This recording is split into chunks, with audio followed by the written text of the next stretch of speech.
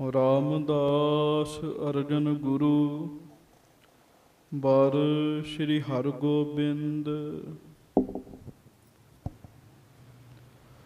ਹਰੀ ਰਾਏ ਹਰਿ ਕ੍ਰਿਸ਼ਨ ਗੁਰ ਬਰ ਤੇਗ ਬਹਾਦਰ ਚੰਦ।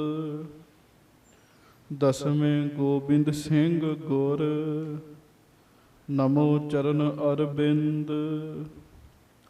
ਜਿਸਮੈ ਹੈ ਅੰਮ੍ਰਿਤ ਗਿਆਨ ਹੈ ਮਾਣਕ ਭਗਤ ਬੈਰਾਗ। ਸ਼੍ਰੀ ਗੁਰੂ ਗ੍ਰੰਥ ਸਾਹਿਬ ਉਦਦ ਬੰਦੋਂ ਕਰ ਅਨੁਰਾਗ। ਸਤਿਗੁਰ ਮਮ ਬੇਰੀ ਕਟਹੁ ਨਿਜ ਬੇਰੀ ਪਰਚਾਰ। ਇਹ ਬੇਰੀ ਹੋਏ ਭਵ ਸਫਲ ਬਿਨ ਬੇਰੀ ਕਰ ਪਾਰ। ਏਕ ਓੰਕਾਰਾ ਸਤਿਗੁਰੂ ਤਿਹ ਪ੍ਰਸਾਦ ਸੱਚ ਹੋਏ। ਵਾਹਿਗੁਰੂ ਜੀ ਕੀ ਫਤਿਹ ਬਿਘਨ ਵਿਨਾਸ਼ਨ ਸੋਏ। ਏਕ ਓੰਕਾਰਾ ਸਤਿਗੁਰੂ ਤਿਹ ਪ੍ਰਸਾਦ ਸੱਚ ਹੋਏ। ਵਾਹਿਗੁਰੂ ਜੀ ਕੀ ਫਤਿਹ ਬਿਘਨ ਵਿਨਾਸ਼ਨ ਸੋਏ। ਸਤਨਾਮ ਸ੍ਰੀ ਵਾਹਿਗੁਰੂ ਸਾਹਿਬ ਜੀ। ਚੌਪਈ। ਤੁਮ ਬਿਨ ਅਪਰ ਨ ਦੂਸਰ ਮਾਨੈ ਸਭ ਕੋ ਜਾਨੋ ਇਮ ਹਮ ਜਾਨੈ। ਅਦਭੁਤ ਕਹਿਓ ਨ ਜਾਏ ਚਰਿਤ੍ਰ ਕਹਿਨ ਸੁਨਨ ਤੇ ਹੋਏ ਪਵਿੱਤਰ। ਤੁਮ ਬਿਨ ਅਪਰ ਨ ਦੂਸਰ ਮਾਨੈ। ਸਤਿਗੁਰੂ ਗਰੀਬ ਨਵਾਜ ਸੱਚੇ ਪਾਤਸ਼ਾਹ ਦੀਨ ਦੁਨੀਆ ਦੇ ਮਾਲਕ ਚਬਰ ਛਤਰ ਤਖਤ ਦੇ ਮਾਲਕ ਸਮਰੱਥ ਗੁਰੂ ਪ੍ਰਤੱਖ ਗੁਰੂ ਦੀਨ ਦਿਆਲ ਕਿਰਪਾਲ ਅੰਤਰਯਾਮੀ ਪੂਰਨ ਪਾਰ ਬ੍ਰਹਮ ਪਰਮੇਸ਼ਰ ਵਾਹਿਗੁਰੂ ਅਕਾਲ ਪੁਰਖ ਜੀ ਦੇ ਸਰਗੁਣ ਸਵਰੂਪ ਦਾਸਾਂ ਗਰੀਬਾਂ ਸਿੱਖਾਂ ਸੇਵਕਾਂ ਸੰਸਾਰ ਦੇ ਸਾਰੇ ਜੀਵਾਂ ਦੀ ਲਾਜ ਰੱਖਣ ਵਾਲੇ ਧੰਨ ਧੰਨ ਸਤਿਗੁਰੂ ਗਰੀਬ ਨਵਾਜ ਸਤਿਗੁਰੂ ਜੀ। ਧੰਨ ਧੰਨ ਸ੍ਰੀ ਗੁਰੂ ਗ੍ਰੰਥ ਸਾਹਿਬ ਜੀ ਮਹਾਰਾਜ। ਧੰਨ ਧੰਨ ਸ੍ਰੀ ਗੁਰੂ ਗ੍ਰੰਥ ਸਾਹਿਬ ਜੀ ਮਹਾਰਾਜ। ਸਤਿਗੁਰੂ ਜੀ ਦੀ ਪਵਿੱਤਰ ਪਾਵਨ ਹਾਜ਼ਰੀ ਦੇ ਵਿੱਚ ਸੁਭਾਇਮਾਨ ਗੁਰੂ ਜੀ ਦੀ ਪਿਆਰੀ ਸਾਜੀ ਨਿਵਾਜੀ ਸੰਗਤ ਜੀ, ਆਪ ਜੀ ਬੜੇ ਹੀ ਪਿਆਰ ਦੇ ਨਾਲ ਸਤਿਗੁਰੂ ਜੀ ਦੇ ਚਰਨਾਂ ਵਿੱਚ ਜੁੜ ਕੇ ਬੈਠੇ ਹੋ। ਸਤਿਗੁਰੂ ਜੀ ਦੇ ਮਹਾਨ ਪਵਿੱਤਰ ਦਰਸ਼ਨ ਕਰ ਰਹੇ ਹੋ। ਦਾਸ ਤੋਂ ਪਹਿਲਾਂ ਗੁਰੂ ਘਰ ਦੇ ਕੀਰਤਨੀਆਂ ਨੇ, ਭਾਈ ਜਗਮੀਤ ਸਿੰਘ ਜੀ ਦੇ ਜਥੇ ਨੇ ਆਪ ਜੀ ਨੂੰ ਰੱਬੀ ਬਾਣੀ, ਧੁਰਕੀ ਬਾਣੀ, ਅਕਾਲੀ ਬਾਣੀ ਦੇ ਕੀਰਤਨ ਸਰਵਣ ਕਰਾਏ ਹਨ। ਸਾਧ ਸੰਗਤ ਜੀ, ਸ਼ਬਦ ਆਪ ਜੀ ਨੇ ਸਰਵਣ ਕੀਤਾ। ਸਾ ਰਸਨਾ ਧੰਨ ਧੰਨ ਹੈ ਮੇਰੀ ਜਿੰਦੜੀਏ। ਕਿਹੜੀ ਰਸਨਾ? ਜਿਹੜੀ ਵਾਹਿਗੁਰੂ ਜੀ ਦੇ ਗੁਣ ਗਾਉਂਦੀ ਹੈ। ਗੁਣ ਗਾਵਹਿ ਹਰਿ ਪ੍ਰਭ ਕੇਰੇ ਰਾਮ। ਰਸਨਾ ਉਹਨੂੰ ਕਿਹਾ ਜਾਂਦਾ ਹੈ ਜਿਹੜੀ ਰਸ ਮਾਣਦੀ ਹੈ। ਇਹਨੂੰ ਜੀਭ ਵੀ ਕਹਿੰਦੇ ਆ। ਜਪਜੀ ਸਾਹਿਬ ਵਿੱਚ ਇਹਨੂੰ ਜੀਭ ਵੀ ਲਿਖਿਆ। ਇੱਕ ਦੂਜੀ ਬਹੁ ਲੱਖ ਹੋਏ ਲੱਖ ਹੋਵਹਿ ਲੱਖ ਵੀਸ ਲੱਖ ਲੱਖ ਗੇੜਾ ਆਖੀਆ ਹੈ ਏਕ ਨਾਮ ਜਗਦੀਸ਼। ਇਹਨੂੰ ਜੀਭ ਵੀ ਲਿਖਿਆ। ਪਰ ਗੁਰਬਾਣੀ ਵਿੱਚ ਬਹੁਤੀਆਂ ਥਾਵਾਂ ਤੇ ਇਸ ਜੀਭ ਨੂੰ ਜਿਹਬੇ ਵੀ ਜਿੱਥੇ ਲਿਖਿਆ ਹੇ ਜਿਹਬੇ ਹੇ ਰਸ ਗੇ। ਪਰ ਬਹੁਤੀਆਂ ਥਾਵਾਂ ਦੇ ਉੱਤੇ ਸੱਚੇ ਪਾਤਸ਼ਾਹ ਨੇ ਇਹਨੂੰ ਰਸਨਾ ਲਿਖਿਆ ਜੀ। ਰਸਨਾ ਕਿਉਂ ਲਿਖਿਆ? ਪਿਆਰਿਓ, ਰਸਨਾ ਉਹਨੂੰ ਕਹਿੰਦੇ ਆ ਜਿਹੜੀ ਰਸ ਮਾਣਦੀ ਹੈ। ਰਸ ਮਾਣੇ, ਇਹ ਖੱਟਾ ਹੈ, ਇਹ ਮਿੱਠਾ ਹੈ। ਇਹ ਰਸ ਜਿਹੜਾ ਹੈ ਇਹ ਜੀਭ ਨੂੰ ਪਤਾ ਲੱਗਦਾ ਹੈ। ਭਾਵੇਂ ਕਿ ਸਰੀਰ ਸਾਡਾ ਸਾਰਾ ਇੱਕੋ ਜਿਹਾ ਹੈ। ਹੱਥ ਦੀ ਤਲੀ ਤੇ ਵੀ ਮਾਸ ਹੈ ਤੇ ਜੀਭ ਵੀ ਮਾਸ ਦਾ ਟੁਕੜਾ ਹੈ। ਪਰ ਹੱਥ ਦੀ ਤਲੀ ਦੇ ਉੱਤੇ ਰੱਖੀ ਹੋਈ ਚੀਜ਼ ਜਿਹੜੀ ਹੈ ਉਹ ਸਾਨੂੰ ਦੱਸ ਨਹੀਂ ਸਕਦੀ ਵੀ ਇਹ ਚੀਜ਼ ਮਿੱਠੀ ਹੈ ਜਾਂ ਕੌੜੀ ਹੈ ਉਹ ਵੀ ਮਾਸ ਹੈ।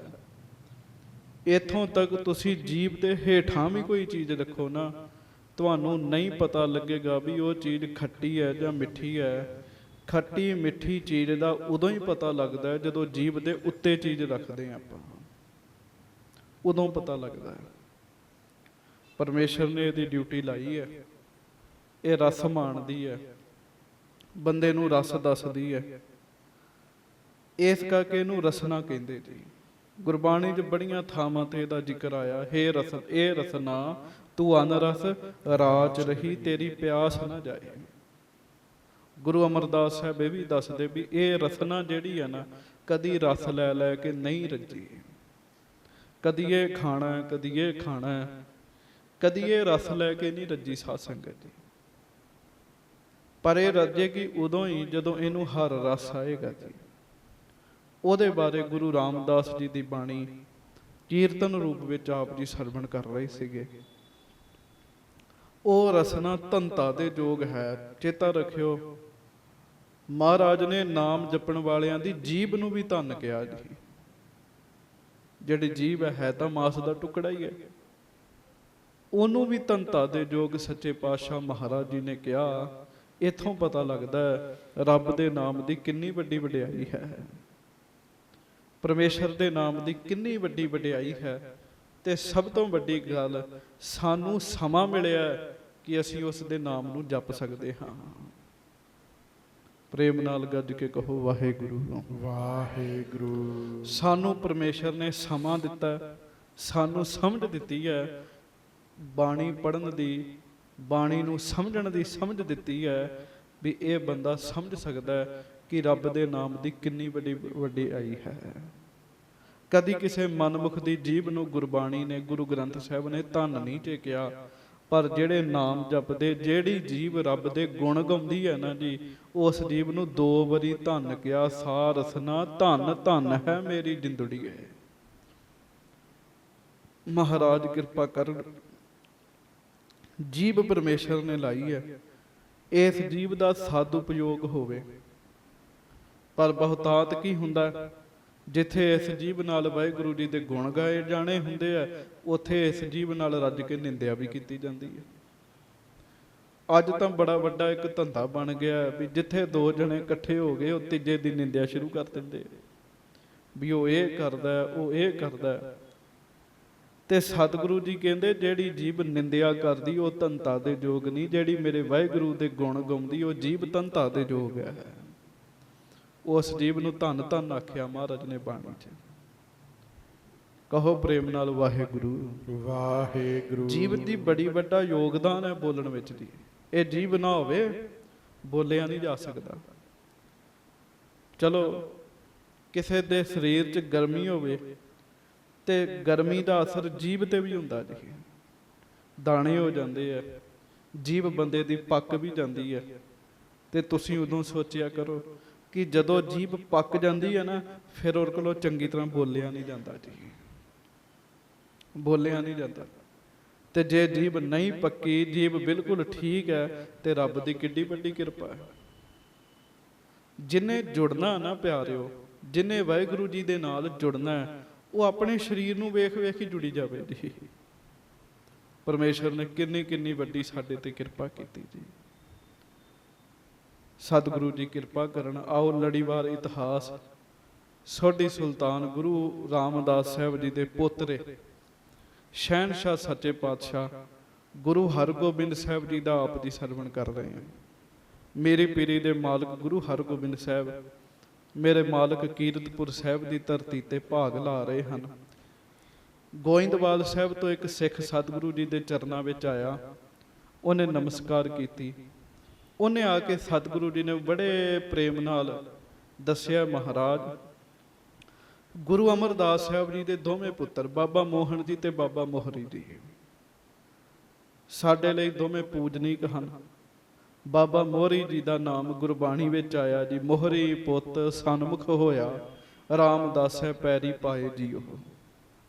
ਬਾਬਾ ਮੋਹਰੀ ਜੀ ਦਾ ਨਾਮ ਗੁਰੂ ਗ੍ਰੰਥ ਸਾਹਿਬ ਜੀ ਦੇ ਵਿੱਚ ਆਇਆ, ਔਰ ਬਾਬਾ ਮੋਹਰੀ ਜੀ ਅਮਰ ਹੋ ਗਏ ਸਾਧ ਸੰਗਤ ਜੀ। ਕੋਈ ਸ਼ੱਕ ਨਹੀਂ, ਜਿਨ੍ਹਾਂ ਦਾ ਨਾਮ ਸ੍ਰੀ ਗੁਰੂ ਗ੍ਰੰਥ ਸਾਹਿਬ ਵਿੱਚ ਆ ਗਿਆ ਉਹ ਅਮਰ ਹੋ ਗਏ ਜੀ। ਤੇ ਦੂਜੀ ਸੰਪਰਦਾਈ ਜਿਹੜੀ ਉਥਾਨਕ ਹੈ, ਮੈਂ ਉਹ ਵੀ ਬੇਨਤੀ ਕਰਦਿਆਂ, ਬਾਬਾ ਮੋਹਨ ਜੀ ਦਾ ਨਾਮ ਵੀ ਬਾਣੀ ਵਿੱਚ ਆਇਆ ਜੀ। ਜਦੋਂ ਸੱਚੇ ਪਾਤਸ਼ਾਹ ਗੁਰਬਾਣੀ ਦੀਆਂ ਪੋਥੀਆਂ ਲੈਣ ਗਏ ਆ, ਉੱਥੇ ਕੀਰਤਨ ਕੀਤਾ ਤੇ ਆਖਿਆ ਸੀ, ਮੋਹਨ ਤੇਰੇ ਉੱਚੇ ਮੰਦਰ, ਕਿਉਂਕਿ ਚੁਬਾਰੇ 'ਚ ਰਹਿ ਰਹੇ ਸਨ ਬਾਬਾ ਮੋਹਨ ਜੀ। ਹੁਣ ਦੋਵੇਂ ਭਾਵ ਨੇ, ਮੋਹਨ ਦਾ ਅਰਥ ਪਰਮੇਸ਼ਰ ਵੀ ਹੈ ਤੇ ਮੋਹਨ ਦਾ ਅਰਥ ਬਾਬਾ ਮੋਹਨ ਜੀ ਵੀ ਹੈ। ਬਾਬਾ ਮੋਹਰੀ ਜੀ ਦਾ, ਬਾਬਾ ਮੋਹਨ ਜੀ ਦਾ ਨਾਮ ਸ੍ਰੀ ਗੁਰੂ ਗ੍ਰੰਥ ਸਾਹਿਬ ਜੀ ਦੇ ਵਿੱਚ ਆਇਆ, ਗੁਰੂ ਅਮਰਦਾਸ ਸਾਹਿਬ ਜੀ ਦੇ ਪੁੱਤਰਾਂ ਦਾ ਆਇਆ ਤੇ ਇਹ ਮਹਾਨ ਪੂਜਨੀਕ ਨੇ ਸਾਧ ਸੰਗਤ ਜੀ। ਆਪਾਂ ਗੁਰੂ ਗ੍ਰੰਥ ਸਾਹਿਬ ਜੀ ਦੇ ਸਿੱਖ ਬੈਠੇ, ਗੁਰੂ ਗ੍ਰੰਥ ਸਾਹਿਬ ਜੀ ਦੀ ਬਾਣੀ ਪੜ੍ਹੋ। ਜੇ ਕਿਤੇ ਗੁਰੂ ਦੇ ਸਾਹਿਬਜ਼ਾਦਿਆਂ ਦਾ ਨਾਮ ਆਇਆ ਗੁਰੂ ਗ੍ਰੰਥ ਸਾਹਿਬ ਜੀ ਦੇ ਵਿੱਚ, ਤੇ ਉਹ ਗੁਰੂ ਅਮਰਦਾਸ ਜੀ ਦੇ ਪੁੱਤਰਾਂ ਦਾ ਨਾਮ ਆਇਆ ਜੀ। ਬਾਬਾ ਦਾਤੂ ਜੀ, ਬਾਬਾ ਦਾਸੂ ਜੀ ਦਾ ਨਾਮ ਨਹੀਂ ਹੈ। ਬਾਬਾ ਸ੍ਰੀ ਚੰਦ, ਬਾਬਾ ਲਖਮੀ ਦਾਸ, ਸਾਧ ਸੰਗਤ ਜੀ, ਇਹਨਾਂ ਦੇ ਨਾਮ ਜੇ ਆਪਾਂ ਪੂਰੇ ਕਹੀਏ ਮਿਲਣ ਤੇ ਨਹੀਂ ਮਿਲਦੇ ਜੀ। ਗੁਰੂ ਰਾਮਦਾਸ ਜੀ ਦੇ ਪੁੱਤਰ ਮਹਾਦੇਵ ਨੇ, ਪ੍ਰਿਥੀਆ ਜੀ ਹੈ, ਉਹਨਾਂ ਦੇ ਨਾਮ ਨਹੀਂ ਮਿਲਦੇ। ਤੇ ਗੁਰੂ ਹਰਗੋਬਿੰਦ ਸਾਹਿਬ ਜੀ ਦਾ ਉਂਝ ਨਾਮ ਬੜੀ ਵਧੀਆ ਆਇਆ, ਹਰ ਗੋਬਿੰਦ ਨਵਾਂ ਨਰੋਆ, ਇਸ ਤਰੀਕੇ ਨਾਲ ਨਾਮ ਆਇਆ।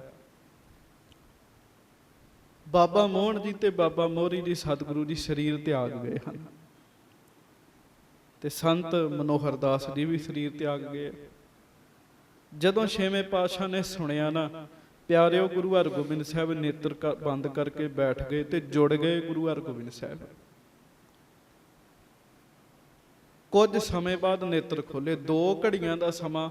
ਭਾਈ ਸੰਤੋਖ ਸਿੰਘ ਜੀ ਲਿਖਦੇ, ਕੋਈ ਨਹੀਂ ਬੋਲਿਆ। ਜਦੋਂ 2 ਘੜੀਆਂ ਬੀਤ ਗਈਆਂ ਤੇ ਸਤਿਗੁਰੂ ਨੇਤਰ ਖੋਲ ਕੇ ਕਹਿਣ ਲੱਗੇ, ਵਾਹ ਵਾਹ ਵਾਹ। 2 ਵਾਰੀ ਮੁਖੋਂ ਵਾਹ ਵਾਹ ਮਹਾਰਾਜ ਨੇ ਆਖਿਆ। ਮਹਾਰਾਜ ਕਹਿਣ ਲੱਗੇ, ਸੰਤ ਮਨੋਹਰ ਦਾਸ ਤਾਂ ਉੱਚੀ ਪਦਵੀ ਨੂੰ ਪ੍ਰਾਪਤ ਹੋ ਗਏ। ਜਦੋਂ ਮੇਰੇ ਸਤਿਗੁਰੂ ਨੇ ਇਸ ਤਰ੍ਹਾਂ ਆਖਿਆ ਤੇ ਮਹਾਰਾਜ ਇਹ ਵੀ ਵੇਖਣਾ ਚਾਹੁੰਦੇ ਵੀ ਸਿੱਖ ਕਿੰਨੇ ਕੁ ਸੁਚੇਤ ਨੇ, ਇਹਨਾਂ ਨੂੰ ਗੁਰਸਿੱਖਾਂ ਦੇ ਜੀਵਨ ਪਤਾ।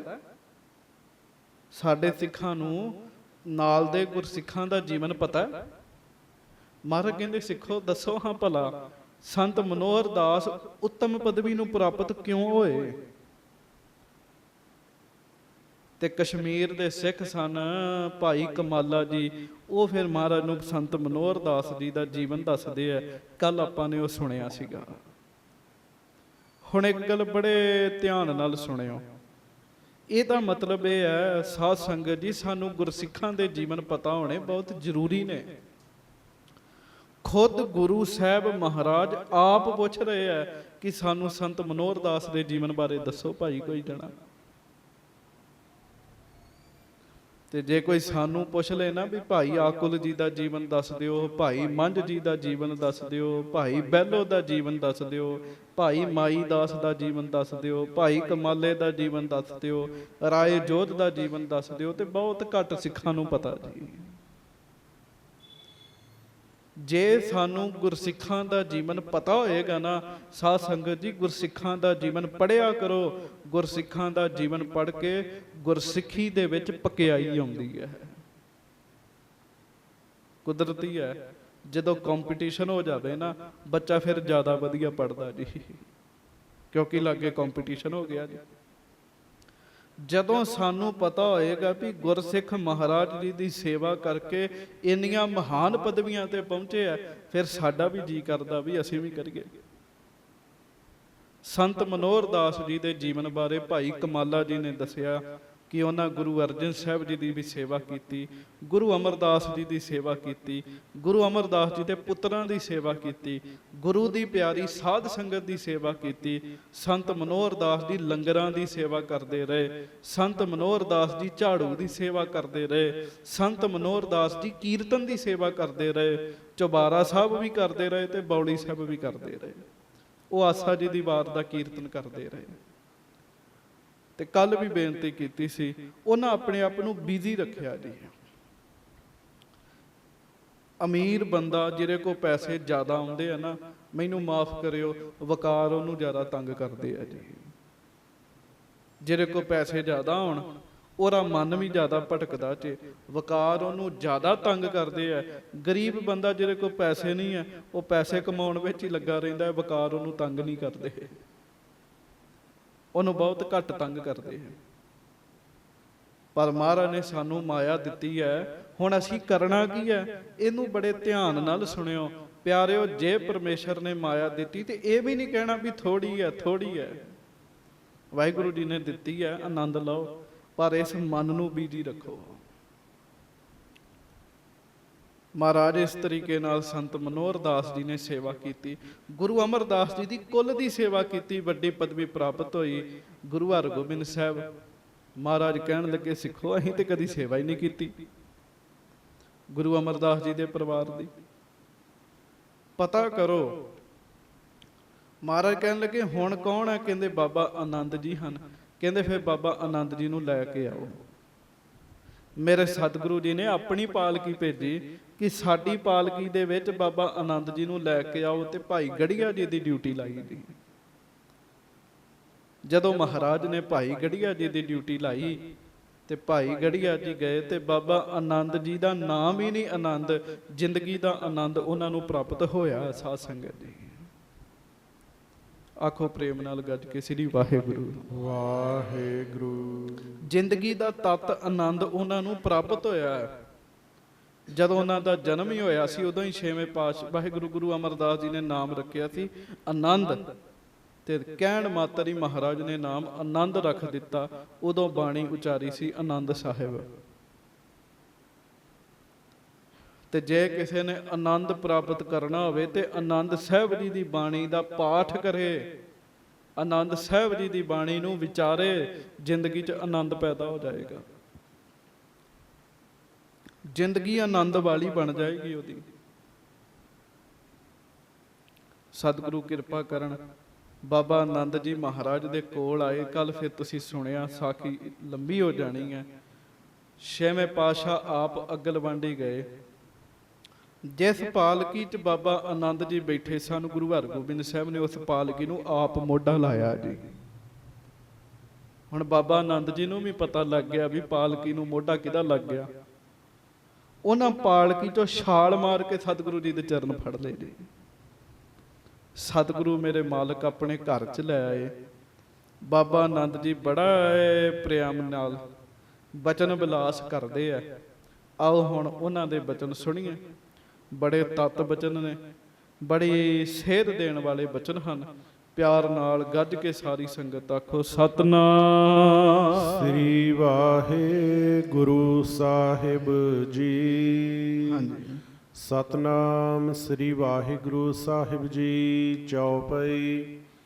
ਤੁਮ ਬਿਨ ਅਪਰ ਨਾ ਦੂਸਰ ਮਾਨੈ। ਬਾਬਾ ਆਨੰਦ ਜੀ ਮਹਾਰਾਜ ਗੁਰੂ ਹਰਗੋਬਿੰਦ ਸਾਹਿਬ ਨੂੰ ਕਹਿੰਦੇ, ਸੱਚੇ ਪਾਤਸ਼ਾਹ ਅਸੀਂ ਤੁਹਾਡੇ ਤੋਂ ਬਗੈਰ ਕਿਸੇ ਹੋਰ ਨੂੰ ਨਹੀਂ ਮੰਨਦੇ। ਇਹਦਾ ਹੁਣ ਇੱਥੇ ਥੋੜਾ ਜਿਹਾ ਭੇਦ ਹੈ। ਕੋਈ ਹੋਰ ਦੇਵੀ ਦੇਵਤਾ ਹੋਵੇ, ਸਿੱਖ ਸਤਿਕਾਰ ਕਰੇ, ਪਰ ਟੇਕ ਆਪਣੇ ਸਤਿਗੁਰੂ ਜੀ ਦੇ ਉੱਤੇ ਰੱਖੇ ਜੀ। ਜਦੋਂ ਟੇਕ ਰੱਖੇਗਾ, ਤੁਮ ਇਹ ਛਾੜ ਕੋਈ ਅਵਰ ਨਾ ਧਿਆਉ, ਜੋ ਬਰ ਚਾਹੋ ਸੋ ਤੁਮ ਤੇ ਪਾਉ। ਕਹਿੰਦੇ ਮਹਾਰਾਜ ਅਸੀਂ ਤੁਹਾਡੇ ਤੋਂ ਬਗੈਰ ਹੋਰ ਕਿਸੇ ਨੂੰ ਵੀ ਨਹੀਂ ਮੰਨਦੇ। ਸਭ ਕੋ ਜਾਨੋ ਇਮ ਹਮ ਜਾਣੈ। ਤੇ ਮਹਾਰਾਜ ਸਭ ਕੁਝ ਤੁਸੀਂ ਜਾਣਦੇ ਹੋ, ਇਹ ਸਾਨੂੰ ਪਤਾ। ਹਾਂਜੀ। ਅਦਭੁਤ ਕਹਿਓ ਨਾ ਜਾਏ ਚਰਿਤ੍ਰ। ਹੇ ਸਤਿਗੁਰੂ, ਆਪ ਜੀ ਦੇ ਚਰਿੱਤਰ ਅਦਭੁਤ ਹਨ। ਗੁਰੂ ਦੀ ਕਥਾ ਅਦਭੁਤ ਹੈ। ਸਾਧ ਸੰਗਤ ਜੀ, ਆਮ ਦੁਨੀਆ ਤੋਂ ਵੱਖਰੀ ਜਿਹੜੀ ਚੀਜ਼ ਹੋਵੇ ਨਾ, ਉਹਨੂੰ ਕਹਿੰਦੇ ਅਦਭੁਤ ਹੈ। ਬਾਬਾ ਆਨੰਦ ਜੀ ਹੱਥ ਜੋੜ ਕੇ ਗੁਰੂ ਹਰਗੋਬਿੰਦ ਸਾਹਿਬ ਜੀ ਨੂੰ ਕਹਿੰਦੇ, ਸੱਚੇ ਪਾਤਸ਼ਾਹ ਆਪ ਜੀ ਦੇ ਜਿਹੜੇ ਚਰਿੱਤਰ ਨੇ ਨਾ, ਕੌਤਕ ਨੇ, ਉਹ ਅਦਭੁਤ ਹਨ। ਕਹਿਨ ਸੁਨਨ ਤੇ ਹੋਏ ਪਵਿੱਤਰ। ਤਾਂ ਆਪ ਜੀ ਦੀ ਕਥਾ ਕਹਿ ਕੇ ਤੇ ਸੁਣ ਕੇ ਮਨ ਪਵਿੱਤਰ ਹੁੰਦਾ ਹੈ। ਆਖੋ ਪ੍ਰੇਮ ਨਾਲ ਵਾਹਿਗੁਰੂ। ਔਰ ਇਹਦੇ 'ਚ ਬਿਲਕੁਲ ਸੱਚਾਈ ਹੈ। ਤੁਸੀਂ ਬੈਠੇ ਹੋ, ਸਤਿਗੁਰੂ ਜੀ ਦੀ ਕਥਾ ਸੁਣ ਰਹੇ ਹੋ। ਦੁਨੀਆ ਦੇ ਕਿਸੇ ਬੰਦੇ ਦੀ ਕਥਾ ਨਹੀਂ ਤੇ ਸੁਣਨ ਦੇ, ਕੋਈ ਗੱਪ ਕਹਾਣੀ ਨਹੀਂ ਸੁਣ ਰਹੇ, ਆਪਣੇ ਸਤਿਗੁਰੂ ਜੀ ਦੀ ਕਥਾ ਸੁਣ ਰਹੇ ਹੋ। ਤੇ ਸਤਿਗੁਰੂ ਜੀ ਦੀ ਕਥਾ ਸੁਣਿਆ ਮਨ ਪਵਿੱਤਰ ਹੁੰਦਾ ਜੀ। ਕੀਤਿਆਂ ਵੀ ਮਨ ਪਵਿੱਤਰ ਹੁੰਦਾ ਜੀ।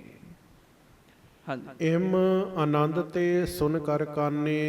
ਤੇ ਇਹ ਬਚਨ ਮਹਾਰਾਜ ਜੀ ਨੇ ਬਾਬਾ ਆਨੰਦ ਜੀ ਤੋਂ ਜਦੋਂ ਸੁਣੇ ਸ਼੍ਰੀ ਗੁਰ ਹਰਗੋਬਿੰਦ ਮੁਸਕਾਨੇ। ਤੇ ਗੁਰੂ ਹਰਗੋਬਿੰਦ ਸਾਹਿਬ ਸਤਿਗੁਰੂ ਜੀ ਮੁਸਕਰਾਉਣ ਲੱਗ ਪਏ ਜੀ, ਮੁਸਕਰਾਉਣ ਲੱਗ ਪਏ। ਮੁਸਕਰਾਏਗਾ ਵੀ ਉਹ ਜਿਹਦੇ ਅੰਦਰ ਖੇੜਾ ਹੋਏਗਾ, ਜਿਹਦਾ ਅੰਦਰ ਹੀ ਬੁੱਝਿਆ ਉਹਨੇ ਮੁਸਕਰਾਉਣਾ ਕੀ ਹੈ ਸਾਧ ਸੰਗਤ ਜੀ। ਹਾਂਜੀ, ਤੁਮ ਆਨੰਦ ਹੋ ਲਹਿਓ ਆਨੰਦ। ਮਹਾਰਾਜ ਕਹਿਣ ਲੱਗੇ ਬਾਬਾ ਆਨੰਦ ਜੀ ਨੂੰ, ਬਾਬਾ ਆਨੰਦ ਜੀ ਤੁਹਾਡਾ ਨਾਮ ਗੁਰੂ ਅਮਰਦਾਸ ਜੀ ਨੇ ਆਨੰਦ ਰੱਖਿਆ, ਤੇ ਤੁਸੀਂ ਨਾਮ ਦੇ ਹੀ ਆਨੰਦ ਨਹੀਂ ਹੋ, ਤੁਸੀਂ ਆਨੰਦ ਪ੍ਰਾਪਤ ਕਰ ਲਿਆ। ਹੁਣ ਬੜੀ ਲੰਮੀ ਵਿਆਖਿਆ ਹੈ ਆਨੰਦ ਦੀ, ਵੈਸੇ ਤੇ ਬਿਆਨ ਤੋਂ ਬਾਹਰ ਹੈ, ਗੱਲਾਂ ਤੁਹਾਨੂੰ ਦੱਸ ਸਕਦਾ, ਪਰ ਜੋ ਆਨੰਦ ਹਿਰਦੇ 'ਚ ਚੱਲਦਾ ਇਹਨੂੰ ਕੋਈ ਵੀ ਗਿਆਨੀ ਬਿਆਨ ਨਹੀਂ ਜੇ ਕਰ ਸਕਦਾ। ਬੰਦਾ ਆਨੰਦ ਲੈਂਦਾ ਹੀ ਨਹੀਂ ਜੀ। ਸਾਨੂੰ ਆਨੰਦ ਪਤਾ ਕਿਉਂ ਨਹੀਂ ਹੁੰਦਾ? ਮਾਫ ਕਰਿਓ, ਬਾਣੀ ਪੜ੍ਹਦਿਆਂ ਵੀ ਮੁਰਝਾਉਂਦੇ ਰਹਿੰਦੇ ਆ, ਬਾਣੀ ਪੜ੍ਹਦਿਆਂ ਵੀ ਸ਼ਾਂਤੀ ਨਹੀਂ ਆਉਂਦੀ, ਆਨੰਦ ਨਹੀਂ ਆਉਂਦਾ। ਉਹਦਾ ਇੱਕ ਕਾਰਨ ਹੈ, ਉਸ ਕਾਰਨ ਨੂੰ ਥੋੜਾ ਧਿਆਨ ਨਾਲ ਸੁਣਿਓ। ਜੋ ਵਾਹਿਗੁਰੂ ਨੇ ਸਾਨੂੰ ਦਿੱਤਾ ਹੈ ਨਾ ਪਿਆਰਿਓ, ਉਹਦੇ ਵਿੱਚ ਰਹਿ ਕੇ ਬੰਦਾ ਪੂਰਾ ਸੰਤੁਸ਼ਟ ਨਹੀਂ ਹੈਗਾ। ਕੋਈ ਵਿਰਲਾ ਵਿਰਲਾ ਹੋਏਗਾ, ਹੋਰ ਮਿਲੇ, ਹੋਰ ਮਿਲੇ, ਤੇ ਜੋ ਵਾਹਿਗੁਰੂ ਨੇ ਦਿੱਤਾ ਉਹਦਾ ਆਨੰਦ ਨਹੀਂ ਲੈਂਦਾ। ਮੇਰੀ ਗੱਡੀ ਹੋਰ ਵੱਡੀ ਹੋ ਜੇ, ਮੇਰਾ ਘਰ ਹੋਰ ਵੱਡਾ ਹੋ ਜੇ, ਜੋ ਮਾਲਕ ਨੇ ਵਸਤੂਆਂ ਦਿੱਤੀਆਂ ਨੇ ਭਲਿਆ ਉਹਦਾ ਵੀ ਤੇ ਆਨੰਦ ਮਾਣ। ਕਿਤੇ ਉਹਦੇ ਵਿੱਚ ਰਹਿ, ਉਹਦਾ ਆਨੰਦ ਮਾਣ ਤੇ ਰੱਬ ਦੇ ਗੁਣ ਗਾ, ਉਹਦਾ ਆਨੰਦ ਮਾਣ ਵੀ ਸ਼ੁਕਰ ਹੈ ਵਾਹਿਗੁਰੂ ਜੀ ਦਾ ਮੈਨੂੰ ਇਹ ਸਾਰਾ ਕੁਝ ਦਿੱਤਾ ਹੈ। ਪਰ ਬੰਦਾ ਆਨੰਦ ਨਹੀਂ ਤੇ ਮਾਣਦਾ। ਭਾਈ ਗੁਰਦਾਸ ਜੀ ਨੇ ਨਾ, ਭਾਈ ਗੁਰਦਾਸ ਜੀ ਦੀ ਇੱਕ ਬੜੀ ਵੱਡੀ ਵਿਸ਼ੇਸ਼ਤਾ, ਇੱਕ ਖੂਬੀ ਹੈ, ਉਹ ਪਤਾ ਕੀ ਜੀ? ਭਾਈ ਗੁਰਦਾਸ ਜੀ ਇੱਕ ਗੱਲ ਕਰਨਗੇ ਤੇ ਉਦਾਹਰਣਾਂ ਬੜੀਆਂ ਦੇਣਗੇ, ਉਦਾਹਰਣਾਂ ਦਿੰਦੇ ਆ, ਸਮਝਾਉਂਦੇ ਆ ਭਾਈ ਗੁਰਦਾਸ ਜੀ ਵੀ ਬੰਦਿਆ ਆਹ ਕੰਮ ਇੰਜ ਨਹੀਂ ਇੰਜ ਹੈ। 3 ਉਦਾਹਰਣਾਂ ਦਿੱਤੀਆਂ ਜੀ, ਔਰ ਉਹ ਤਿੰਨੋਂ ਆਪਣੀ ਚੀਜ਼ ਦਾ ਆਨੰਦ ਨਹੀਂ ਲੈ ਸਕਦੇ। ਸਭ ਤੋਂ ਪਹਿਲੀ ਉਦਾਹਰਣ ਮਧੂਮੱਖੀ ਦੀ ਦਿੱਤੀ। ਕਹਿੰਦੇ ਮਧੂਮੱਖੀ ਫੁੱਲਾਂ ਦੇ ਉੱਤੇ ਬੈਠ ਕੇ ਰਸ ਕੱਢਦੀ ਹੈ, ਬੰਦਾ ਨਹੀਂ ਤੇ ਕੱਢ ਸਕਦਾ। ਕੋਈ ਮਸ਼ੀਨ ਫੁੱਲਾਂ ਤੋਂ ਸ਼ਹਿਦ ਨਹੀਂ ਤੇ ਤਿਆਰ ਕਰ ਸਕਦੀ। ਇਹ ਰੱਬ ਨੇ ਮਧੂਮੱਖੀ ਦੇ ਵਿੱਚ ਗੁਣ ਪਾਏ ਹੈ ਜੀ। ਮਧੂਮੱਖੀ ਫੁੱਲ ਉੱਤੇ ਬੈਠਦੀ ਹੈ, ਰਸ ਕੱਢਦੀ ਹੈ, ਛੱਤੇ ਤੇ ਜਾਂਦੀ ਹੈ, ਉਹਦੇ 'ਚ ਰਸ ਟਿਕਾ ਦਿੰਦੀ ਹੈ। ਹੁਣ ਉਹਨੂੰ ਉਸ ਰਸ ਨਾਲ ਆਨੰਦ ਨਹੀਂ ਹੈ। ਜਿਹੜਾ ਰਸ ਉਹਦੇ ਕੋਲ ਹੈ ਉਹ ਫਿਰ ਵਿੱਚ ਪਾ ਦਿੰਦੀ ਹੈ ਛੱਤੇ ਦੇ।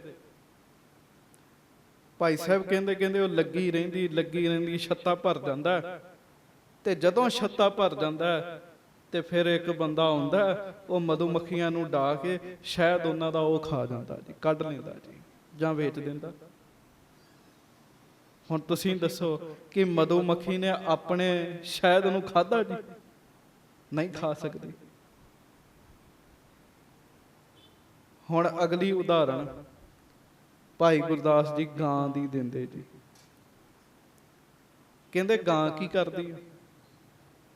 ਸਾਰੀ ਦਿਹਾੜੀ ਘਾਹ ਚਰਦੀ ਰਹਿੰਦੀ ਹੈ, ਬਾਹਰੋਂ ਚੁਗਦੀ ਰਹਿੰਦੀ ਕਹਿ ਲਗੇ। ਕਈ ਖੇਤਾਂ 'ਚ ਜਾਂਦੀ ਹੈ, ਇੱਥੋਂ ਤੱਕ ਉਹਦਾ ਮਾਲਕ ਕਈ ਵਾਰੀ ਉਹਨੂੰ ਸੋਟੀ ਵੀ ਮਾਰਦਾ ਹੈ, ਉਹ ਇੱਧਰ ਉੱਧਰ ਵੀ ਚਲੇ ਜਾਂਦੀ ਹੈ। ਗਾਂ ਫਿਰ ਵੀ ਸਾਧ ਸੰਗਤ ਜੀ ਉਹ ਸੋਟੀਆਂ ਖਾਂਦੀ ਹੈ ਕਰ ਕਰਾ ਕੇ। ਉਹ ਕਿਉਂ ਖਾਂਦੀ ਹੈ ਸਭ ਕੁਝ? ਘਾਹ ਕਿਉਂ ਖਾਂਦੀ ਹੈ? ਕਿਉਂਕਿ ਉਹ ਦੁੱਧ ਬਣਦਾ ਹੈ। ਸਤਿਗੁਰੂ ਬਾਣੀ 'ਚ ਕਹਿੰਦੇ ਆ, ਪਸ਼ੂ ਮਿਲੈ ਚੰਗਿਆਈਆਂ ਖੜ ਖਾਵੈ ਅੰਮ੍ਰਿਤ ਦੇ। ਪਸ਼ੂਆਂ ਨੂੰ ਤਾਂ ਚੰਗਿਆਈਆਂ ਨੇ, ਉਹ ਪੱਠੇ ਖਾ ਕੇ ਤੇ ਸਾਧ ਸੰਗਤ ਜੀ ਉਹ ਦੂਜਿਆਂ ਨੂੰ ਦੁੱਧ ਦਿੰਦੇ। ਉਹਦਾ ਦੁੱਧ ਬਣਦਾ। ਹੁਣ ਉਹਦਾ ਜੀ ਕਰਦਾ ਵੀ ਮੈਂ ਆਪਣੇ ਬੱਚੇ ਨੂੰ ਦਿਆਂ। ਜਦੋਂ ਉਹ ਦੁੱਧ ਦੇਣ ਨੂੰ ਤਿਆਰ ਹੁੰਦੀਆਂ ਹੈ ਨਾ ਆਪਣੇ ਬੱਚੇ ਨੂੰ, ਉਹਨੂੰ ਦੁੱਧ ਉਤਰਦਾ ਹੈ ਤੇ ਪਿਆਰਿਓ ਫਿਰ ਕੀ ਕਰਦਾ ਹੈ, ਗਾਂ ਦਾ ਮਾਲਕ ਵੱਛਾ ਸਾਹਮਣੇ ਬੰਨ੍ਹ ਦਿੰਦਾ ਤੇ ਦੁੱਧ ਆਪ ਚੋਂਦਾ ਹੈ। ਹੁਣ ਇੰਨੀ ਮਿਹਨਤ, ਪਰ ਜਿਹਦੇ ਲਈ ਗਾਂ ਨੇ ਕੀਤੀ ਉਹਨੂੰ ਪ੍ਰਾਪਤ ਨਹੀਂ ਹੋਈ। ਤੀਜੀ ਉਦਾਹਰਣ ਭਾਈ ਗੁਰਦਾਸ ਜੀ ਦੇਖਦੇ ਆ ਚੂਹੇ ਦੀ। ਕਹਿੰਦੇ ਚੂਹਾ ਬੜੀ ਮਿਹਨਤ ਕਰਦਾ, ਬੜੀ ਮਿਹਨਤ ਕਰਦਾ, ਆਪਣੀ ਖੁੱਡ ਖੋਦਦਾ। ਚੂਹੇ ਨੇ ਖੁੱਡ ਖੋਦੀ ਤੇ ਬੜੇ ਸਾਵਧਾਨ ਵੀ ਰਹਿੰਦਾ। ਖੁੱਡ ਜਦੋਂ ਮਨਾਉਂਦਾ ਤੇ ਉਹ ਬਣਾਉਂਦਾ ਬਣਾਉਂਦਾ ਹੀ ਥੱਕ ਜਾਂਦਾ। ਸੱਪ ਆਉਂਦਾ, ਉਹ ਚੂਹਾ ਵੀ ਖਾ ਜਾਂਦਾ ਤੇ ਉਹਦੇ ਘਰ ਤੇ ਵੀ ਕਬਜ਼ਾ ਕਰ ਲੈਂਦਾ। ਕਹਿੰਦੇ ਬਸ ਬੰਦਾ ਵੀ ਇਸੇ ਤਰ੍ਹਾਂ ਧਨ ਜੋੜ ਜੋੜ ਜੋੜ ਜੋੜ ਜੋੜ ਜੋੜ ਥੱਕਦਾ ਰਹਿੰਦਾ, ਪਿੱਛੋਂ ਸਾਂਭ ਹੋਰ ਕੋਈ ਲੈਂਦਾ ਹੈ। ਭਾਈ ਗੁਰਦਾਸ ਜੀ ਪ੍ਰਮਾਣ ਦਿੰਦੇ ਆ, ਕਹਿੰਦੇ ਸਾਂਭ ਕੋਈ ਹੋਰ ਲੈਂਦਾ, ਬੰਦਾ ਜੋੜਦਾ ਹੀ ਰਹਿ ਜਾਂਦਾ। ਇਹ ਨਹੀਂ ਹੈ ਵੀ ਜੋ ਮੇਰੇ ਕੋਲ ਹੈ ਮੈਂ ਇਹਦਾ ਆਨੰਦ ਤਾਂ ਲੈ ਲਵਾਂ, ਪਹਿਲਾਂ ਮੈਂ ਇਹਨੂੰ ਹੀ ਮਾਣ ਲਾਂ। ਤੇ ਸਾਰੀਆਂ ਵਸਤੂਆਂ ਦਾ ਆਨੰਦ ਮਾਣਦਿਆਂ ਵਾਹਿਗੁਰੂ ਦਾ ਸ਼ੁਕਰਾਨਾ ਕਰੇ ਤੇ ਸ਼ੁਕਰਾਨਾ ਕਰਦੇ ਕਰਦੇ ਜੁੜ ਜਾਂਦਾ ਜੀ। ਇਸ ਕਰਕੇ ਮਹਾਰਾਜ ਸੱਚੇ ਪਾਤਸ਼ਾਹ ਜੀ ਕਿਰਪਾ ਕਰਦੇ ਆ, ਜੋ ਉਪਜਿਓ ਸੋ ਬਿਨਸ ਹੈ, ਪਰੋ ਆਜ ਕੈ ਕਾਲ, ਨਾਨਕ ਹਰ ਗੁਣ ਗਾਏ ਲੈ, ਛਾੜ ਸਗਲ ਜੰਜਾਲ। ਰਹੋ ਵਿਚਾਰ। ਆਨੰਦ ਤਾਂ ਨਹੀਂ ਮਿਲਦਾ ਕਿਉਂਕਿ ਬੰਦੇ ਦੀ ਸੁਰਤ ਨਹੀਂ ਹੈਗੀ ਲੈਣ ਵਾਲੇ ਪਾਸੇ, ਤਾਂ ਦੂਜਿਆਂ ਨੂੰ ਵੇਖ ਵੇਖ ਦੁਖੀ ਹੋਈ ਜਾਂਦਾ। ਵੇਖੋ ਗੁਰੂ ਹਰਗੋਬਿੰਦ ਸਾਹਿਬ ਬਾਬਾ ਆਨੰਦ ਜੀ ਨੂੰ ਕਹਿੰਦੇ ਤੁਮ ਆਨੰਦ ਹੋ। ਕਹਿੰਦੇ ਤੁਸੀਂ ਬਾਬੇ ਆਨੰਦ ਤੁਹਾਡਾ ਨਾਮ ਹੈ, ਲਹਿਓ ਆਨੰਦ। ਤੁਸੀਂ ਜੀਵਨ 'ਚ ਆਨੰਦ ਪ੍ਰਾਪਤ ਕੀਤਾ ਤੇ ਤੁਹਾਡੇ ਦਰਸ਼ਨ ਕਰਕੇ ਸਾਨੂੰ ਵੀ ਆਨੰਦ ਪ੍ਰਾਪਤ ਹੋ ਗਿਆ ਹੈ। ਹਾਂਜੀ, ਸੋ ਜਸ ਬਿਲੰਦ ਸੰਪੂਰਨ ਚੰਦ। ਆਪ ਜੀ ਦਾ ਜਸ ਮਹਾਰਾਜ ਕਹਿੰਦੇ ਤੁਹਾਡਾ ਜਸ ਜਿਵੇਂ ਪੁੰਨਿਆਂ ਦਾ ਚੰਦ ਪੂਰਾ ਹੁੰਦਾ, ਤੁਹਾਡਾ ਜਸ ਪੂਰਾ ਹੈ। ਹਰ ਪਾਸਿਓਂ ਸਿਫਤ ਕਰੀਏ ਤੇ ਬਾਬਾ ਆਨੰਦ ਜੀ ਦੀ ਸਿਫਤ ਪੂਰੀ ਹੈ। ਪੁੰਨ ਸਭ ਸੰਗਤ ਮਹਿ ਨਰ ਫੇਰਾ। ਫਿਰ ਮਹਾਰਾਜ ਨੇ ਸਾਰੀ ਸੰਗਤ ਵਿੱਚ ਇੱਕ ਸਿੱਖ ਨੂੰ ਭੇਜਿਆ ਜੀ। ਸਭ ਅਕੋਰ ਆਨੋ ਇਸ ਬੇਰਾ। ਮਹਾਰਾਜ ਕਹਿੰਦੇ ਸਿੱਖਾ, ਸਾਰੀ ਸੰਗਤ ਕੋਲੋਂ ਭੇਟਾ ਇਕੱਠੀ ਕਰ ਕਹਿਣ ਲੱਗੇ, ਸ੍ਰੀ ਆਨੰਦ ਕੀ ਪੂਜ ਚੜਾਵੋ। ਤੇ ਬਾਬਾ ਆਨੰਦ ਜੀ ਨੂੰ ਭੇਟ ਕਰਦੇ। ਹਾਂਜੀ, ਫਲ ਆਨੰਦ ਹੀ ਜਿਸ ਤੇ ਪਾਵੋ। ਮਹਾਰਾਜ ਕਹਿੰਦੇ ਤੈਨੂੰ ਵੀ ਆਨੰਦ ਹੀ ਮਿਲੇਗਾ। ਆਖੋ ਵਾਹਿਗੁਰੂ। ਵਾਹ। ਤੇ ਮੈਨੂੰ ਬਾਬਾ ਆਨੰਦ ਜੀ ਦਾ ਨਾਮ ਹੀ ਬੜਾ ਚੰਗਾ ਲੱਗਦਾ। ਮੈਂ ਕੀ ਕਰਾਂ, ਸਾਡੀ ਮੰਜ਼ਿਲ ਵੀ ਆਨੰਦ ਹੀ ਹੈ, ਪਰ ਕੋਈ ਸਮਝਦਾ ਨਹੀਂ ਹੈ। ਇੱਕ ਦਿਨ ਕਿਤੇ ਪ੍ਰੈਕਟੀਕਲ ਕਰ ਲਓ, ਜੋ ਵਾਹਿਗੁਰੂ ਨੇ ਦਿੱਤਾ ਉਹਦੀਆਂ ਦਿੱਤੀਆਂ ਦਾਤਾਂ ਦਾ ਸ਼ੁਕਰਾਨਾ ਕਰਕੇ ਵੇਖੋ, ਤੁਹਾਨੂੰ ਆਨੰਦ ਮਿਲੇਗਾ। ਬਾਕੀ ਬ੍ਰਹਮ ਗਿਆਨ ਦਾ ਆਨੰਦ ਤਾਂ ਵੱਡੀ ਗੱਲ ਹੈ ਨਾ, ਛੋਟੀਆਂ ਛੋਟੀਆਂ ਗੱਲਾਂ ਚੋਂ ਹੀ ਆਨੰਦ ਲੈ ਲਓ। ਹਾਂਜੀ, ਸੁਨ ਗੁਰ ਆਗਿਆ ਕੋ ਸਭ ਆਏ। ਉਹ ਗੁਰੂ ਸਾਹਿਬ ਜੀ ਦੀ ਆਗਿਆ ਸੁਣ ਕੇ ਉਹ ਸਿੱਖ ਫਿਰ ਸਿੱਖਾਂ ਵਿੱਚ ਫਿਰਿਆ, ਉਹਨੇ ਭੇਟਾ ਇਕੱਠੀ ਕੀਤੀ। ਅਨੇਕ ਉਪਾਇਨ ਕੋ ਅਰ ਪਾਏ। ਬੜੇ ਗੁਰਸਿੱਖਾਂ ਨੇ ਵਸਤੂਆਂ ਭੇਟਾ ਕੀਤੀਆਂ। ਕਿਸੇ ਨੇ ਕੰਬਲ ਭੇਟਾ ਕੀਤਾ, ਕਿਸੇ ਨੇ ਦਸਤਾਰ ਭੇਟਾ ਕੀਤੀ, ਕਿਸੇ ਨੇ ਖੇਸ ਭੇਟਾ ਕੀਤਾ, ਕਿਸੇ ਨੇ ਕੱਪੜਾ ਭੇਟਾ ਕੀਤਾ। ਮਾਇਆ ਬ੍ਰਿੰਦ ਚੜੀ ਕੋ ਹੇਰ। ਤੇ ਮਾਇਆ ਵੀ ਬੜੀ ਚੜੀ ਜੀ। ਗੁਰਸਿੱਖ ਮਾਇਆ ਦੇ ਤਿਆਗੀ ਹੈ, ਮਾਇਆ ਬਹੁਤ ਚੜੀ ਜੀ। ਕਹਿਓ ਆਨੰਦ ਭਗਤ ਜੀ ਫੇਰ। ਤੇ ਜਦੋਂ ਸਭ ਕੁਝ ਬਾਬਾ ਆਨੰਦ ਜੀ ਦੇ ਅੱਗੇ ਰੱਖਿਆ ਨਾ, ਤੇ ਸਾਧ ਸੰਗਤ ਜੀ ਜਿਹਨੂੰ ਨਾਮ ਦਾ ਆਨੰਦ ਮਿਲਿਆ ਹੋਵੇ, ਉਹਨੇ ਵਸਤੂਆਂ ਦਾ ਆਨੰਦ ਕੀ ਕਰਨਾ ਹੈ। ਆਖੋ ਵਾਹਿਗੁਰੂ। ਵਾਹ। ਜਿਹਨੂੰ ਪਰਮ ਆਨੰਦ ਮਿਲ ਗਿਆ, ਉਹ ਛੋਟੇ ਛੋਟੇ ਆਨੰਦ ਕੀ ਕਰੇਗਾ। ਪਰ ਦੂਜੀ ਗੱਲ ਇੱਕ ਹੋਰ ਹੈ ਕਿ ਸਤਿਗੁਰੂ ਜੀ ਦੀ ਹਜ਼ੂਰੀ 'ਚ ਸਤਿਕਾਰ ਸਤਿਗੁਰੂ ਜੀ ਦਾ ਹੋਣਾ ਚਾਹੀਦਾ, ਪੂਜਾ ਗੁਰੂ ਸਾਹਿਬ ਦੀ ਹੋਣੀ ਚਾਹੀਦੀ ਹੈ। ਬਾਬਾ ਆਨੰਦ ਜੀ ਮਹਾਰਾਜ ਗਰੀਬ ਨਵਾਜ ਗੁਰੂ ਹਰਗੋਬਿੰਦ ਸਾਹਿਬ ਜੀ ਨੂੰ ਕਹਿਣ ਲੱਗੇ, ਯਹ ਪੂਜਾ ਸਭ ਤੁਮੈ ਸੁਹਾਤ। ਸੱਚੇ ਪਾਤਸ਼ਾਹ, ਇਹ ਪੂਜਾ ਤੁਹਾਨੂੰ ਫੱਬਦੀ ਹੈ। ਸਾਧ ਸੰਗਤ ਜੀ, ਗੁਰੂ ਅਮਰਦਾਸ ਸਾਹਿਬ ਦੀ ਅੰਸ਼ ਬੰਸ ਉਹ ਅੰਸ਼ ਬੰਸ ਹੈ ਜਿਨ੍ਹਾਂ ਅੱਜ ਤੱਕ ਆਪਣੀ ਪੂਜਾ ਨਹੀਂ ਕਰਾਈ ਜੀ, ਵੱਖਰਿਆਂ ਹੋ ਕੇ ਕਦੀ ਪੂਜਾ ਨਹੀਂ ਕਰਾਈ। ਬਾਬਾ ਆਨੰਦ ਜੀ ਕਹਿੰਦੇ, ਮਹਾਰਾਜ ਇਹ ਆਨੰਦ ਆਪ ਜੀ ਨੂੰ ਹੀ ਬਣਾਉਂਦਾ ਹੈ। ਜਗ ਗੁਰ ਸਮਰੱਥ ਹੋ ਸਭ ਭਾਂਤ। ਆਪ ਜਗਤ ਦੇ ਗੁਰੂ ਹੋ, ਸਮਰੱਥ ਹੋ, ਮਹਾਰਾਜ ਤੁਸੀਂ ਤਾਂ ਮਾਲਕ ਹੋ। ਰੂਪ ਦਰਿਦਰ ਹਮ ਹੈ ਦਿਖ ਪਰੈ। ਤੇ ਇਹ ਮਾਇਆ ਤੇ ਸਾਨੂੰ ਦਰਿਦਰ ਰੂਪ ਦਿਸਦੀ ਹੈ। ਆਖੋ ਵਾਹਿਗੁਰੂ। ਹੈ ਤਾਂ ਇਸੇ ਤਰ੍ਹਾਂ ਹੀ ਹੈ। ਗੁਰੂ ਘਰ ਦੀਆਂ ਰੋਟੀਆਂ 3 ਕੰਮ ਕਰੇਣ, ਗੋਡੇ ਗਾਲਣ ਹੱਡ ਬਾਲਣ, ਕੰਮ ਕਰਨ ਨਾ ਦੇਣ। ਲੋੜ ਤੋਂ ਵੱਧ ਜਦੋਂ ਬੰਦਾ ਆਪ ਦੀ ਪੂਜਾ ਕਰਾਵੇ ਤੇ ਸਾਧ ਸੰਗਤ ਜੀ ਇਹਦੇ ਤੇ ਡਿਪੈਂਡ ਹੋ ਜੇ, ਉਹਨੂੰ ਆਮ ਦੁਨੀਆ ਨਾਲੋਂ ਨੀਂਦ ਜ਼ਿਆਦਾ ਆਉਣ ਲੱਗ ਪੈਂਦੀ ਹੈ, ਆਲਸ ਜ਼ਿਆਦਾ ਘੇਰਦਾ ਹੈ। ਕਹਿੰਦੇ ਮਹਾਰਾਜ ਇਹ ਤਾਂ ਦਰਿਦਰ ਹੈਗੀ ਹੈ, ਇਹ ਮੈਂ ਨਹੀਂ ਰੱਖਣੀ। ਗੁਰੂ ਸਾਹਿਬ ਵਰਤ ਸਕਦੇ, ਮਹਾਰਾਜ ਤੇ ਮਾਲਕ ਨੇ ਜੀ। ਹਾਂਜੀ, ਨਹਿ ਕਬਹੂ ਕਰ ਸ਼ੁਵਨ ਕਰੈ। ਸੱਚੇ ਪਾਤਸ਼ਾਹ ਅਸੀਂ ਕਦੀ ਹੱਥ ਨਹੀਂ ਲਾਇਆ ਇਸ ਮਾਇਆ ਨੂੰ। ਹਾਂਜੀ, ਸੁਨ ਗੁਰ ਭਨਿਓ ਅਬੈ ਇਹੋ ਲੀਜੈ। ਪਰ ਗੁਰੂ ਹਰਗੋਬਿੰਦ ਸਾਹਿਬ ਕਹਿਣ ਲੱਗੇ, ਬਾਬਾ ਆਨੰਦ ਜੀ ਫਿਲਹਾਲ ਤੁਸੀਂ ਇਹ ਮਾਇਆ ਰੱਖ ਲਵੋ, ਨਿਜ ਕਰਤੇ ਕਿਸਹੂ ਬਖਸ਼ੀਜੈ। ਜਾਂ ਫਿਰ ਆਪਣੇ ਹੱਥਾਂ ਦੇ ਨਾਲ ਬਖਸ਼ਿਸ਼ ਦੇ ਰੂਪ ਵਿੱਚ ਕਿਸੇ ਹੋਰ ਨੂੰ ਦੇ ਦਿਓ। ਹਾਂਜੀ, ਤਬ ਆਨੰਦ ਨਹਿ ਬਾਕ ਹਟਾਇਓ। ਹੁਣ ਬਾਬਾ ਆਨੰਦ ਜੀ ਸਤਿਗੁਰੂ ਜੀ ਦੇ ਬਚਨ ਵੀ ਨਹੀਂ ਨਾ ਹਟਾਉਣਾ ਚਾਹੁੰਦੇ। ਆਖੋ ਵਾਹਿਗੁਰੂ। ਸੇਵਕ ਕਦੀ ਵੀ ਗੁਰੂ ਦੀ ਆਗਿਆ ਨਹੀਂ ਮੋੜਦਾ, ਜੋ ਆਗਿਆ ਹੋ ਗਈ ਉਹ ਹੋ ਗਈ। ਬਾਬਾ ਆਨੰਦ ਜੀ ਨੇ ਮਹਾਰਾਜ ਗਰੀਬ ਨਵਾਜ ਜੀ ਦਾ ਬਚਨ ਫਿਰ ਨਹੀਂ ਹਟਾਇਆ। ਮਾਨ ਸਿੰਘ ਕੋ ਨਿਕਟ ਬੁਲਾਇਓ। ਤੇ ਨਾਲ ਸਿੰਘ ਸੀਗਾ, ਚਲੋ ਉਦੋਂ ਸਿੰਘ ਸ਼ਬਦ ਵਿਰਲਿਆਂ ਅੱਗੇ ਲੱਗਦਾ ਸੀ, ਉਹਦਾ ਨਾਮ ਸੀ ਮਾਨ ਸਿੰਘ।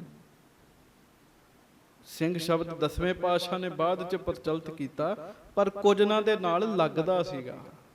ਹਾਂਜੀ, ਧਨ ਦੇਕਰ ਸਮਝਾਏ ਸੁਨਾਇਓ। ਉਹਨੂੰ ਧਨ ਦਿੱਤਾ ਬਾਬਾ ਜੀ ਨੇ, ਤੇ ਨਾਲੇ ਤੇ ਧਨ ਦਿੱਤਾ, ਨਾਲੇ ਉਹਨੂੰ ਸਮਝਾਇਆ। ਹੇ ਸੁਤ ਬਿਤ ਲਿਹੋ ਭੋਗ ਪੁਗਾਇਓ। ਹੇ ਸੁਤ ਬਿਤ ਲਿਹੋ ਭੋਗ ਪੁਗਾਇਓ। ਇਹ ਬਾਬਾ ਆਨੰਦ ਜੀ ਦਾ ਪੁੱਤਰ ਹੈ। ਆਪਣੇ ਪੁੱਤਰ ਨੂੰ ਕਹਿਣ ਲੱਗੇ, ਪੁੱਤਰ ਆ ਰੱਖ ਲਾ ਮਾਇਆ, ਤੂੰ ਰੱਖ ਲੈ, ਇਹਦੇ ਨਾਲ ਖੂਬ ਆਨੰਦ ਕਰੀ। ਮਾਇਆ ਬਹੁਤ ਜ਼ਿਆਦੀ ਸੀਗੀ। ਹਾਂਜੀ, ਸੁਖ ਪਾਵੋ ਤੁਮ ਲੇਖ ਸੋ ਮਾਥੇ। ਮਨ ਭਾਵਤ ਭੋਗੋ ਧਨ ਸਾਥੇ। ਆਪਣੇ ਮੱਥੇ ਦੇ ਲੇਖ ਅਨੁਸਾਰ ਸੁਖ ਭੋਗ, ਮਨ ਭਾਵਤ ਭੋਗੋ ਧਨ ਸਾਥੈ। ਮਨ ਭਾਉਂਦਾ, ਮਹਾਰਾਜ ਕਹਿੰਦੇ ਆਨੰਦ ਕਰ ਇਹਦੇ ਨਾਲ। ਹਾਂਜੀ, ਕੇਤਕ ਦਿਨ ਰਾਖੇ ਪਨ ਪਾਸ। ਬਾਬਾ ਆਨੰਦ ਜੀ ਨੇ ਕਿਹਾ ਜੀ, ਉਹ ਮਾਇਆ ਅੱਗੇ ਦੇ ਦਿੱਤੀ, ਆਪ ਨਹੀਂ ਰੱਖੀ। ਤੇ ਕੁਝ ਦਿਨ ਗੁਰੂ ਹਰਗੋਬਿੰਦ ਸਾਹਿਬ ਬਾਬਾ ਆਨੰਦ ਜੀ ਨੂੰ ਆਪਣੇ ਪਾਸ ਰੱਖਦੇ ਐ। ਹਾਂਜੀ, ਭਾਂਤ ਭਾਂਤ ਕੇ ਬਾਕ ਪ੍ਰਕਾਸ਼। ਤੇ ਨਾਲੇ ਕਈ ਤਰ੍ਹਾਂ ਦੇ ਬਚਨ ਕਰਦੇ ਸੱਚੇ ਪਾਤਸ਼ਾਹ। ਹਾਂਜੀ, ਸੁਨ ਕਹੈ ਬਿਦਾ ਭਏ ਜੋ ਆਨੰਦ। ਫਿਰ ਬਚਨ ਬਿਲਾਸ ਕੀਤੇ, ਕਈ ਦਿਨ ਰਹੇ, ਖੂਬ ਸੇਵਾ ਕੀਤੀ। ਤੇ ਫਿਰ ਗੁਰੂ ਹਰਗੋਬਿੰਦ ਸਾਹਿਬ ਜੀ ਨੇ ਬਾਬਾ ਆਨੰਦ ਜੀ ਨੂੰ ਵਿਦਾ ਕੀਤਾ ਜੀ। ਆਖੋ ਧੰਨ ਬਾਬਾ ਆਨੰਦ ਜੀ। ਧੰਨ ਬਾਬਾ ਆਨੰਦ ਜੀ। ਗੱਜ ਕੇ ਧੰਨ ਬਾਬਾ ਆਨੰਦ ਜੀ। ਆਨੰਦ ਆਨੰਦ ਸਭ ਕੋ ਕਹੈ, ਆਨੰਦ ਗੁਰੂ ਤੇ ਜਾਣ ਜਾਣਿਆ। ਆਨੰਦ ਹੈ ਕੀ ਹੈ, ਇਹਦਾ ਪਤਾ ਹੀ ਮਹਾਰਾਜ ਤੋਂ ਲੱਗਦਾ ਹੈ।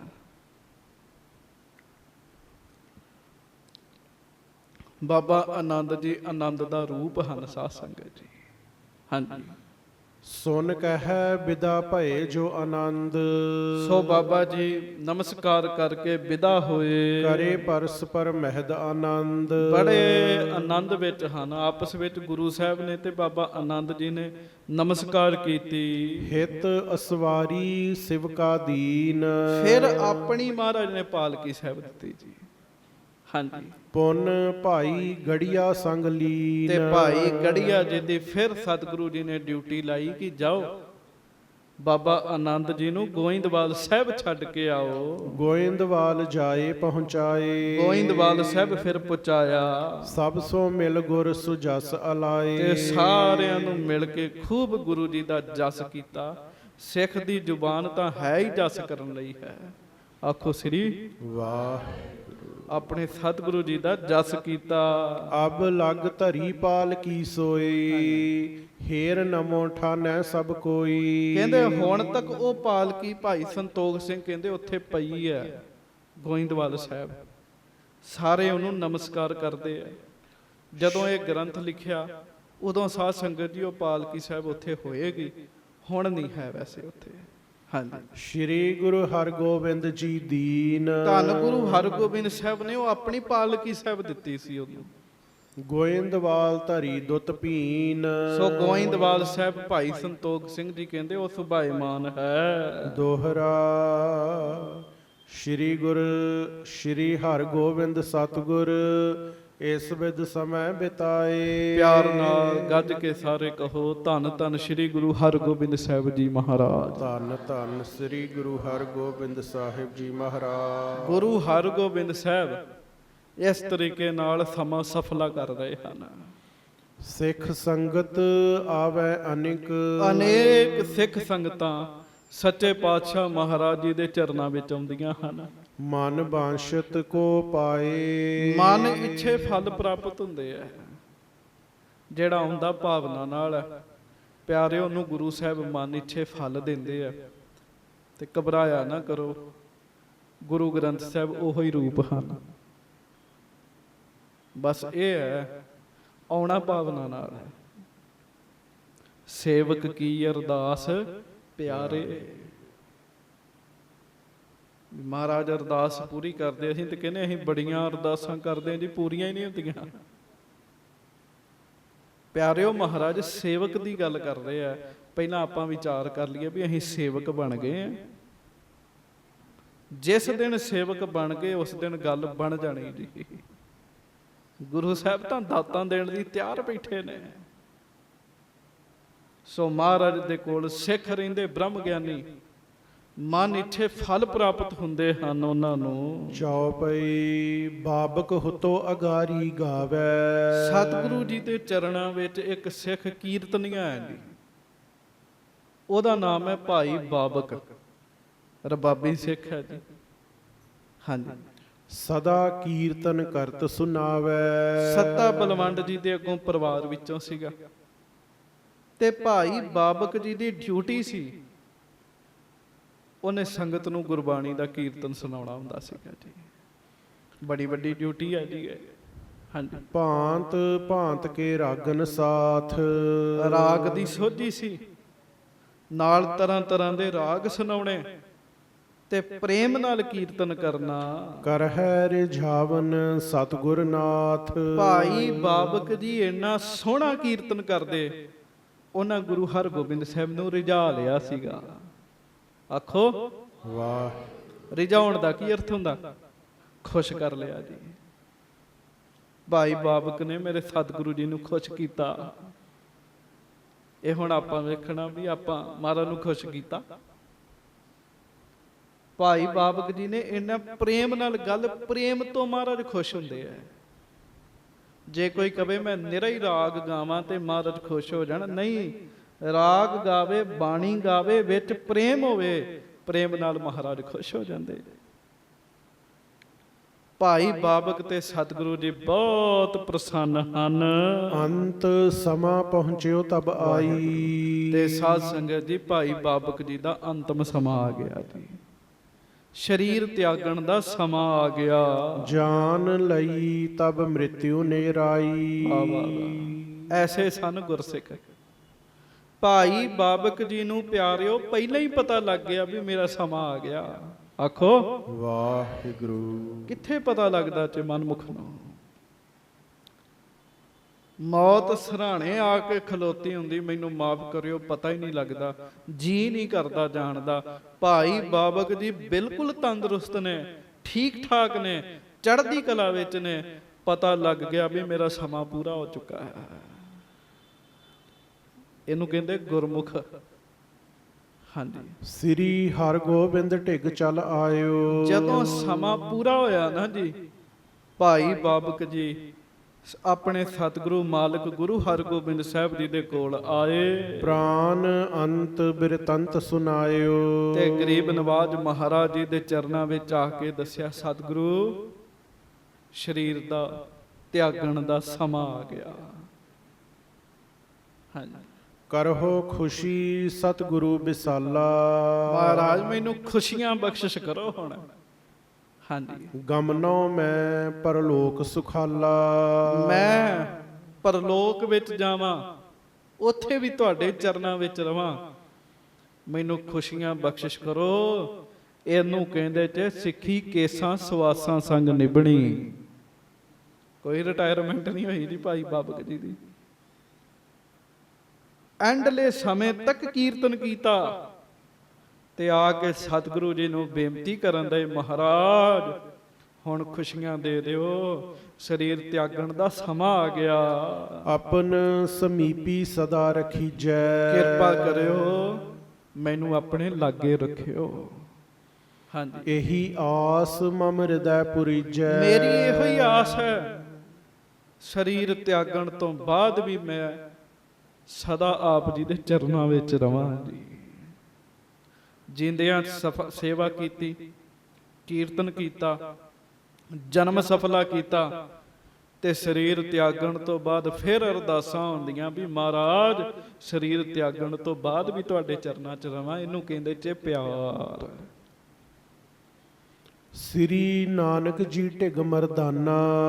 ਤੇ ਭਾਈ ਬਾਬਕ ਜੀ ਬੜੇ ਗੰਭੀਰ ਹੋ ਕੇ ਸਤਿਗੁਰੂ ਨੂੰ ਕਹਿਣ ਲੱਗੇ, ਮਹਾਰਾਜ ਗੁਰੂ ਨਾਨਕ ਸਾਹਿਬ ਜੀ ਦੇ ਕੋਲ ਭਾਈ ਮਰਦਾਨਾ ਜੀ ਸਨ। ਸਦਾ ਰਾਗ ਕੋ ਕਰਤ ਸੁਜਾਨਾ। ਉਹ ਰਾਗ ਦਾ ਗਾਇਨ ਕਰਦੇ ਸਨ, ਬਾਣੀ ਪੜ੍ਹਦੇ ਸਨ। ਇਸ ਜਗ ਮਹਿ ਭਾ ਬੜ ਬਖਿਆਤ। ਉਹ ਪ੍ਰਸਿੱਧ ਹੋ ਗਏ ਭਾਈ ਮਰਦਾਨਾ ਜੀ। ਇੱਕ ਬਾਬਾ ਅਕਾਲ ਰੂਪ, ਦੂਜਾ ਰਬਾਬੀ ਮਰਦਾਨਾ। ਮਹਾਰਾਜ ਭਾਈ ਮਰਦਾਨਾ ਜੀ ਦਾ ਸਭ ਨੂੰ ਪਤਾ। ਪਾਇਓ ਸੁਜਸ ਬੜੋ ਅਬਦਾਤ। ਬੜਾ ਜਸ ਹੈ ਭਾਈ ਮਰਦਾਨਾ ਜੀ ਦਾ। ਜਿਮ 52 ਕੋ ਲੇਕਰ ਸੰਗ। ਹਾਥ ਲਸ਼ਟਕਾ ਵਧੀ ਉਤੰਗ। ਤੇ ਗਰੀਬ ਨਵਾਜ ਜਿਵੇਂ 52 ਅਵਤਾਰ ਨੂੰ ਨਾਲ ਲੈ ਕੇ ਉਸ ਦੇ ਹੱਥ ਦੀ ਸੋਟੀ ਵੀ ਉੱਚੀ ਹੋ ਗਈ ਸੀਗੀ ਜਦੋਂ 52 ਅਵਤਾਰ ਨੇ ਸਰੀਰ ਵਧਾਇਆ ਜੀ। ਹਾਂਜੀ, ਤੇ ਉਹ ਸਰੀਰ ਵਧਾਇਆ ਤੇ ਸੋਟੀ ਵੀ ਤੇ ਨਾਲ ਹੀ ਵੱਡੀ ਹੋ ਗਈ ਨਾ ਜੀ। ਹਾਂਜੀ, ਤਿਮ ਰਾਵਰ ਕੀ ਸੰਗਤ ਪਾਏ। ਬਸ ਇਸੇ ਤਰ੍ਹਾਂ ਤੁਹਾਡੇ ਨਾਲ ਲੱਗ ਕੇ ਆਪ ਜੀ ਦੇ ਚਰਨਾਂ 'ਚ ਰਹਿ ਕੇ ਹਮ ਆਦਿਕ ਜਗ ਮਹਿ ਬਿਦਤਾਏ। ਉਹ ਮੇਰੇ ਵਰਗੇ ਵੀ ਜਗਤ 'ਚ ਪ੍ਰਸਿੱਧ ਹੋ ਜਾਂਦੇ ਆ। ਆਖੋ, ਇਹ ਭਾਈ ਬਾਬਕ ਜੀ ਪ੍ਰੇਮ ਨਾਲ ਕਹਿੰਦੇ। ਵੇਖੋ ਸਿੱਖ ਉਹ ਹੈ, ਪਤਾ ਲੱਗ ਗਿਆ ਵੀ ਮੈਂ ਸਰੀਰ ਤਿਆਗਣਾ ਹੈ, ਮੇਰਾ ਸਮਾਂ ਪੂਰਾ ਹੋ ਗਿਆ। ਭਲੇ ਭਾਗ ਤੇ ਭਏ ਭਲੇਰੇ। ਮੇਰੇ ਭਲੇ ਭਾਗ, ਭਲਿਆਂ ਭਾਗਾਂ ਤੋਂ ਵੀ ਜ਼ਿਆਦਾ ਚੰਗੇ ਭਾਗ ਸਦਾ ਗੁਰੂ ਕੇ ਦਰਸ਼ਨ ਹੇਰੇ। ਕਿ ਮੈਂ ਸਦਾ ਤੁਹਾਡੇ ਦਰਸ਼ਨ ਕੀਤੇ ਹਨ। ਬਹੁਤ ਸਾਰੇ ਜੀਵ ਜਦੋਂ ਸੰਸਾਰ ਚੋਂ ਜਾਣ ਲੱਗਦੇ ਆ ਪਿਆਰਿਓ, ਉਹਨਾਂ ਨੂੰ ਅਫਸੋਸ ਹੁੰਦਾ ਹੈ। ਕਰਤ ਬਿਕਾਰ ਦੋ ਕਰ ਝਾਰਤ। ਦੋਵੇਂ ਹੱਥ ਝਾੜਦੇ ਹੋਏ ਜਾਂਦੇ ਆ, ਵਕਾਰ ਹੀ ਇੰਨੇ ਕੀਤੇ ਹਨ। ਪਰ ਭਾਈ ਬਾਬਕ ਨੂੰ ਪਛਤਾਵਾ ਨਹੀਂ ਹੈਗਾ, ਆਪਣੇ ਜਾਣ ਦੀ ਖੁਸ਼ੀ ਹੈਗੀ ਹੈ। ਉਹ ਗੁਰੂ ਹਰਗੋਬਿੰਦ ਸਾਹਿਬ ਨੂੰ ਕਹਿ ਰਹੇ, ਮਾਲਕ ਜੀ ਮੈਂ ਤੇ ਸਦਾ ਹੀ ਤੁਹਾਡੇ ਦਰਸ਼ਨ ਕੀਤੇ ਜੀ। ਗੱਜ ਕੇ ਆਖੋ ਵਾਹਿਗੁਰੂ। ਯਾਦ ਕਰੋ ਪਹਿਲੇ ਜੰਗ ਦੀ ਕਥਾ। ਉਧਰੋਂ ਰਾਤ ਦੇ ਸਮੇਂ ਮਹਾਰਾਜ ਨੇ ਹੁਕਮ ਕਰਤਾ ਸਾਰੇ ਪਰਿਵਾਰ ਨੂੰ ਵੀ ਰਾਮਸਰ ਪਹੁੰਚ ਜਾਓ। ਸਤਿਗੁਰੂ ਵੀ ਇਸ਼ਨਾਨ ਕਰਨ ਕੇ ਹਰਮੰਦਰ ਸਾਹਿਬ ਤੋਂ ਰਾਮਸਰ ਗਏ ਜੀ। ਇੱਕ ਬੰਨੇ ਜੰਗ ਸ਼ੁਰੂ ਹੋ ਚੁੱਕੀ ਸੀ ਤੇ ਇੱਕ ਪਾਸੇ ਸਾਰਾ ਪਰਿਵਾਰ ਆ ਗਿਆ। ਤੇ ਬੇਬੇ ਵੀਰੋ ਜੀ ਘਰ ਰਹਿ ਗਏ ਸਨ। ਤੇ ਉਧਰ ਨੂੰ ਉੱਥੇ ਕਬਜ਼ਾ ਹੋ ਚੁੱਕਾ ਸੀ ਲਗਭਗ ਸਾਰਾ। ਤੇ ਬੇਬੇ ਵੀਰੋ ਜੀ ਨੂੰ ਘਰੋਂ ਕੌਣ ਲੈ ਕੇ ਆਇਆ ਸੀਗਾ? ਭਾਈ ਬਾਬਕ ਜੀ ਲੈ ਕੇ ਆਏ ਸਨ। ਰਾਗੀ ਵੀ ਸਨ, ਯੋਧੇ ਵੀ ਸਨ, ਸੂਰਮੇ ਵੀ ਸਨ। ਬੰਦਾ ਤਾਂ ਇਹੋ ਜਿਹਾ ਹੀ ਚਾਹੀਦਾ ਨਾ। ਆਖੋ ਵਾਹਿਗੁਰੂ ਵਾਹਿਗੁਰੂ। ਨਹੀਂ ਤਾਂ ਆਖੇ ਵੀ ਮੇਰਾ ਕੰਮ ਕੀਰਤਨ ਕਰਨਾ, ਮੈਂ ਕੀਰਤਨ ਕਰਾਂ, ਮੈਂ ਕਿਉਂ ਇਹੋ ਜਿਹੇ ਜੰਗਾਂ ਦੇ ਵਿੱਚ ਪਵਾਂ? ਇਹੋ ਹੀ ਤੇ ਫਰਕ ਹੈ। ਅੱਜ ਸਿੱਖ ਕਹਿੰਦਾ ਮੇਰਾ ਕੰਮ ਹੈ, ਮੈਂ ਆਪਣਾ ਇੰਨਾ ਹੀ ਕੰਮ ਕਰਨਾ ਹੈ। ਉਹ ਆਪਣੇ ਕੰਮ ਤੱਕ ਹੀ ਸੀਮਤ ਹੈਗਾ। ਪੁਰਾਣੇ ਸਿੱਖ ਕੰਮ ਤੱਕ ਨਹੀਂ ਸੀ ਸੀਮਤ, ਉਹ ਹਰ ਗੱਲ ਨੂੰ ਗੁਰੂ ਦੀ ਸੇਵਾ ਸਮਝਦੇ ਹਨ ਜੀ। ਹਰ ਗੱਲ ਨੂੰ ਗੁਰੂ ਦੀ ਸੇਵਾ ਸਮਝਣੀ। ਤੇ ਭਾਈ ਬਾਬਕ ਜੀ ਨੂੰ ਪਛਤਾਵਾ ਕੋਈ ਨਹੀਂ। ਭਾਈ ਬਾਬਕ ਕਹਿੰਦੇ ਮਹਾਰਾਜ ਮੈਂ ਤੇ ਸਦਾ ਹੀ ਤੁਹਾਡੇ ਦਰਸ਼ਨ ਕੀਤੇ ਐ। ਸੁਨ ਸ਼੍ਰੀ ਹਰਗੋਬਿੰਦ ਬਖਾਨਾ। ਧੰਨ ਗੁਰੂ ਹਰਗੋਬਿੰਦ ਸਾਹਿਬ ਜੀ ਨੇ ਜਦੋਂ ਭਾਈ ਬਾਬਕ ਜੀ ਦਾ ਬਚਨ ਸੁਣਿਆ, ਕਰਿਓ ਪਰਮੇਸ਼ਰ ਆਵਨ ਜਾਨਾ। ਮਹਾਰਾਜ ਕਹਿਣ ਲੱਗੇ ਭਾਈ ਬਾਬਕ ਇਹ ਸਭ ਪਰਮੇਸ਼ਰ ਦਾ ਕੀਤਾ ਹੋਇਆ ਜੀ। ਆਉਣਾ ਜਾਣਾ ਇਹ ਵਾਹਿਗੁਰੂ ਨੇ ਬਣਾਇਆ। ਆਵਨ ਜਾਨ ਇੱਕ ਖੇਲ ਬਣਾਇਆ, ਆਗਿਆਕਾਰੀ ਕੀਨੀ ਮਾਇਆ। ਹਾਂਜੀ, ਨਿਜ ਨਿਜ ਸਮੈ ਭਿਆਨਹਿ ਸਾਰੇ। ਸਮਾਂ ਜਦੋਂ ਆਉਂਦਾ ਹੈ, ਮਹਾਰਾਜ ਕਹਿੰਦੇ ਪਿਆਰਿਆ ਜਦੋਂ ਸਮਾਂ ਆਵੇ ਆਪਣੇ ਸਮੇਂ ਅਨੁਸਾਰ ਸਾਰੇ ਤੁਰ ਜਾਂਦੇ ਹਨ। ਆਪਣੀ ਵਾਰੀ ਧੀਰ ਨਾ ਧਾਰੇ। ਕੋਏ ਨਾ ਬੰਦਾ ਧੀਰ, ਵਾਰੀ ਆਪੋ ਆਪਣੀ ਕੋਏ ਨਾ ਬੰਦਾ ਧੀਰ। ਮਹਾਰਾਜ ਕਹਿੰਦੇ ਕੋਈ ਧੀਰ ਥੋੜੀ ਧਾਰਦਾ, ਕੋਈ ਪੱਕਾ ਥੋੜੀ ਆਸਣ ਲਾਉਂਦਾ ਹੈ। ਆਵਨ ਧਨ ਆਹੈ ਤਿਨ ਕੇਰਾ। ਪਰ ਉਹਨਾਂ ਦਾ ਆਉਣਾ ਧਨ ਹੈ ਸੰਸਾਰ ਦੇ ਵਿੱਚ। ਸਿਮਰਿਓ ਸਤਨਾਮ ਸਭ ਬੇਰਾ। ਜਿਨ੍ਹਾਂ ਨੇ ਹਰ ਸਮੇਂ ਹੀ ਪਰਮੇਸ਼ਰ ਦਾ ਸਿਮਰਨ ਕੀਤਾ ਜੀ। ਆਖੋ ਵਾਹਿਗੁਰੂ। ਹੁਣ ਆਪਾਂ 2-2.5 ਘੰਟੇ ਲਾ ਕੇ ਕਹੀਏ ਵੀ ਸਾਨੂੰ ਕਿਉਂ ਨਹੀਂ ਹੱਥ ਜੋੜਦੇ, ਸਾਨੂੰ ਕਿਉਂ ਨਹੀਂ ਕੋਈ ਧੰਨ ਧੰਨ ਕਹਿੰਦਾ? ਮਹਾਰਾਜ ਕਹਿੰਦੇ ਸਿਮਰਿਓ ਸਤਨਾਮ ਸਭ ਬੇਰਾ। ਬੇਰਾ ਦਾ ਅਰਥ ਹੈ ਵੇਲਾ। ਜਿਨ੍ਹਾਂ ਹਰ ਵੇਲੇ ਹਰ ਸਮੇਂ ਹੀ ਨਾਮ ਜਪਿਆ, ਮਹਾਰਾਜ ਕਹਿੰਦੇ। ਹਾਂਜੀ, ਸਤਿਗੁਰ ਕੀ ਸੇਵਾ ਮਹਿ ਲਾਗੇ। ਤੇ ਨਾਲ ਆਪਣੇ ਗੁਰੂ ਦੀ ਸੇਵਾ 'ਚ ਵੀ ਲੱਗੇ ਰਹੇ ਜੀ। ਹਾਂਜੀ, ਕੀਰਤ ਕਰਹਿ ਸੁਨਹਿ ਬੜ ਭਾਗੇ। ਕੀਰਤਨ ਕਰਦੇ ਹਨ ਤੇ ਵੱਡੇ ਭਾਗਾਂ ਵਾਲੇ ਅੱਗੇ ਬੈਠ ਕੇ ਸੁਣਦੇ ਹਨ।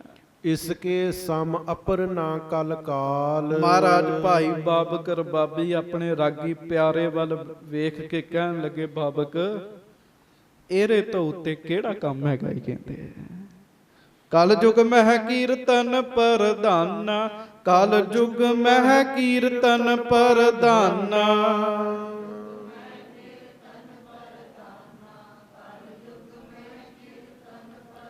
ਕਲ ਯੁਗ ਮਹਿ ਕੀਰਤਨ ਪ੍ਰਧਾਨਾ, ਕਲ ਯੁਗ ਮਹਿ ਕੀਰਤਨ ਪ੍ਰਧਾਨਾ।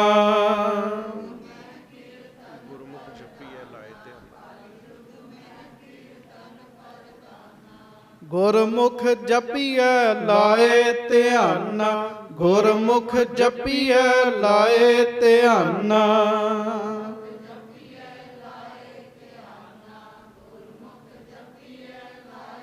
ਕਲ ਯੁਗ ਵਿੱਚ ਕੀਰਤਨ ਕਰਨ ਤੋਂ ਉੱਤੇ ਕੋਈ ਕੰਮ ਨਹੀਂ। ਇਸੇ ਕਰਕੇ ਗੁਰੂ ਗ੍ਰੰਥ ਸਾਹਿਬ ਮਾਲਕ ਕਹਿ ਰਹੇ ਨੇ, ਭਲੋ ਭਲੋ ਰੇ ਕੀਰਤਨੀਆਂ, ਰਾਮ ਰਮਾ ਰਾਮਾ ਗੁਣ ਗਾਓ, ਛੋੜ ਮਾਇਆ ਕੇ ਧੰਦ ਸਵਾਓ।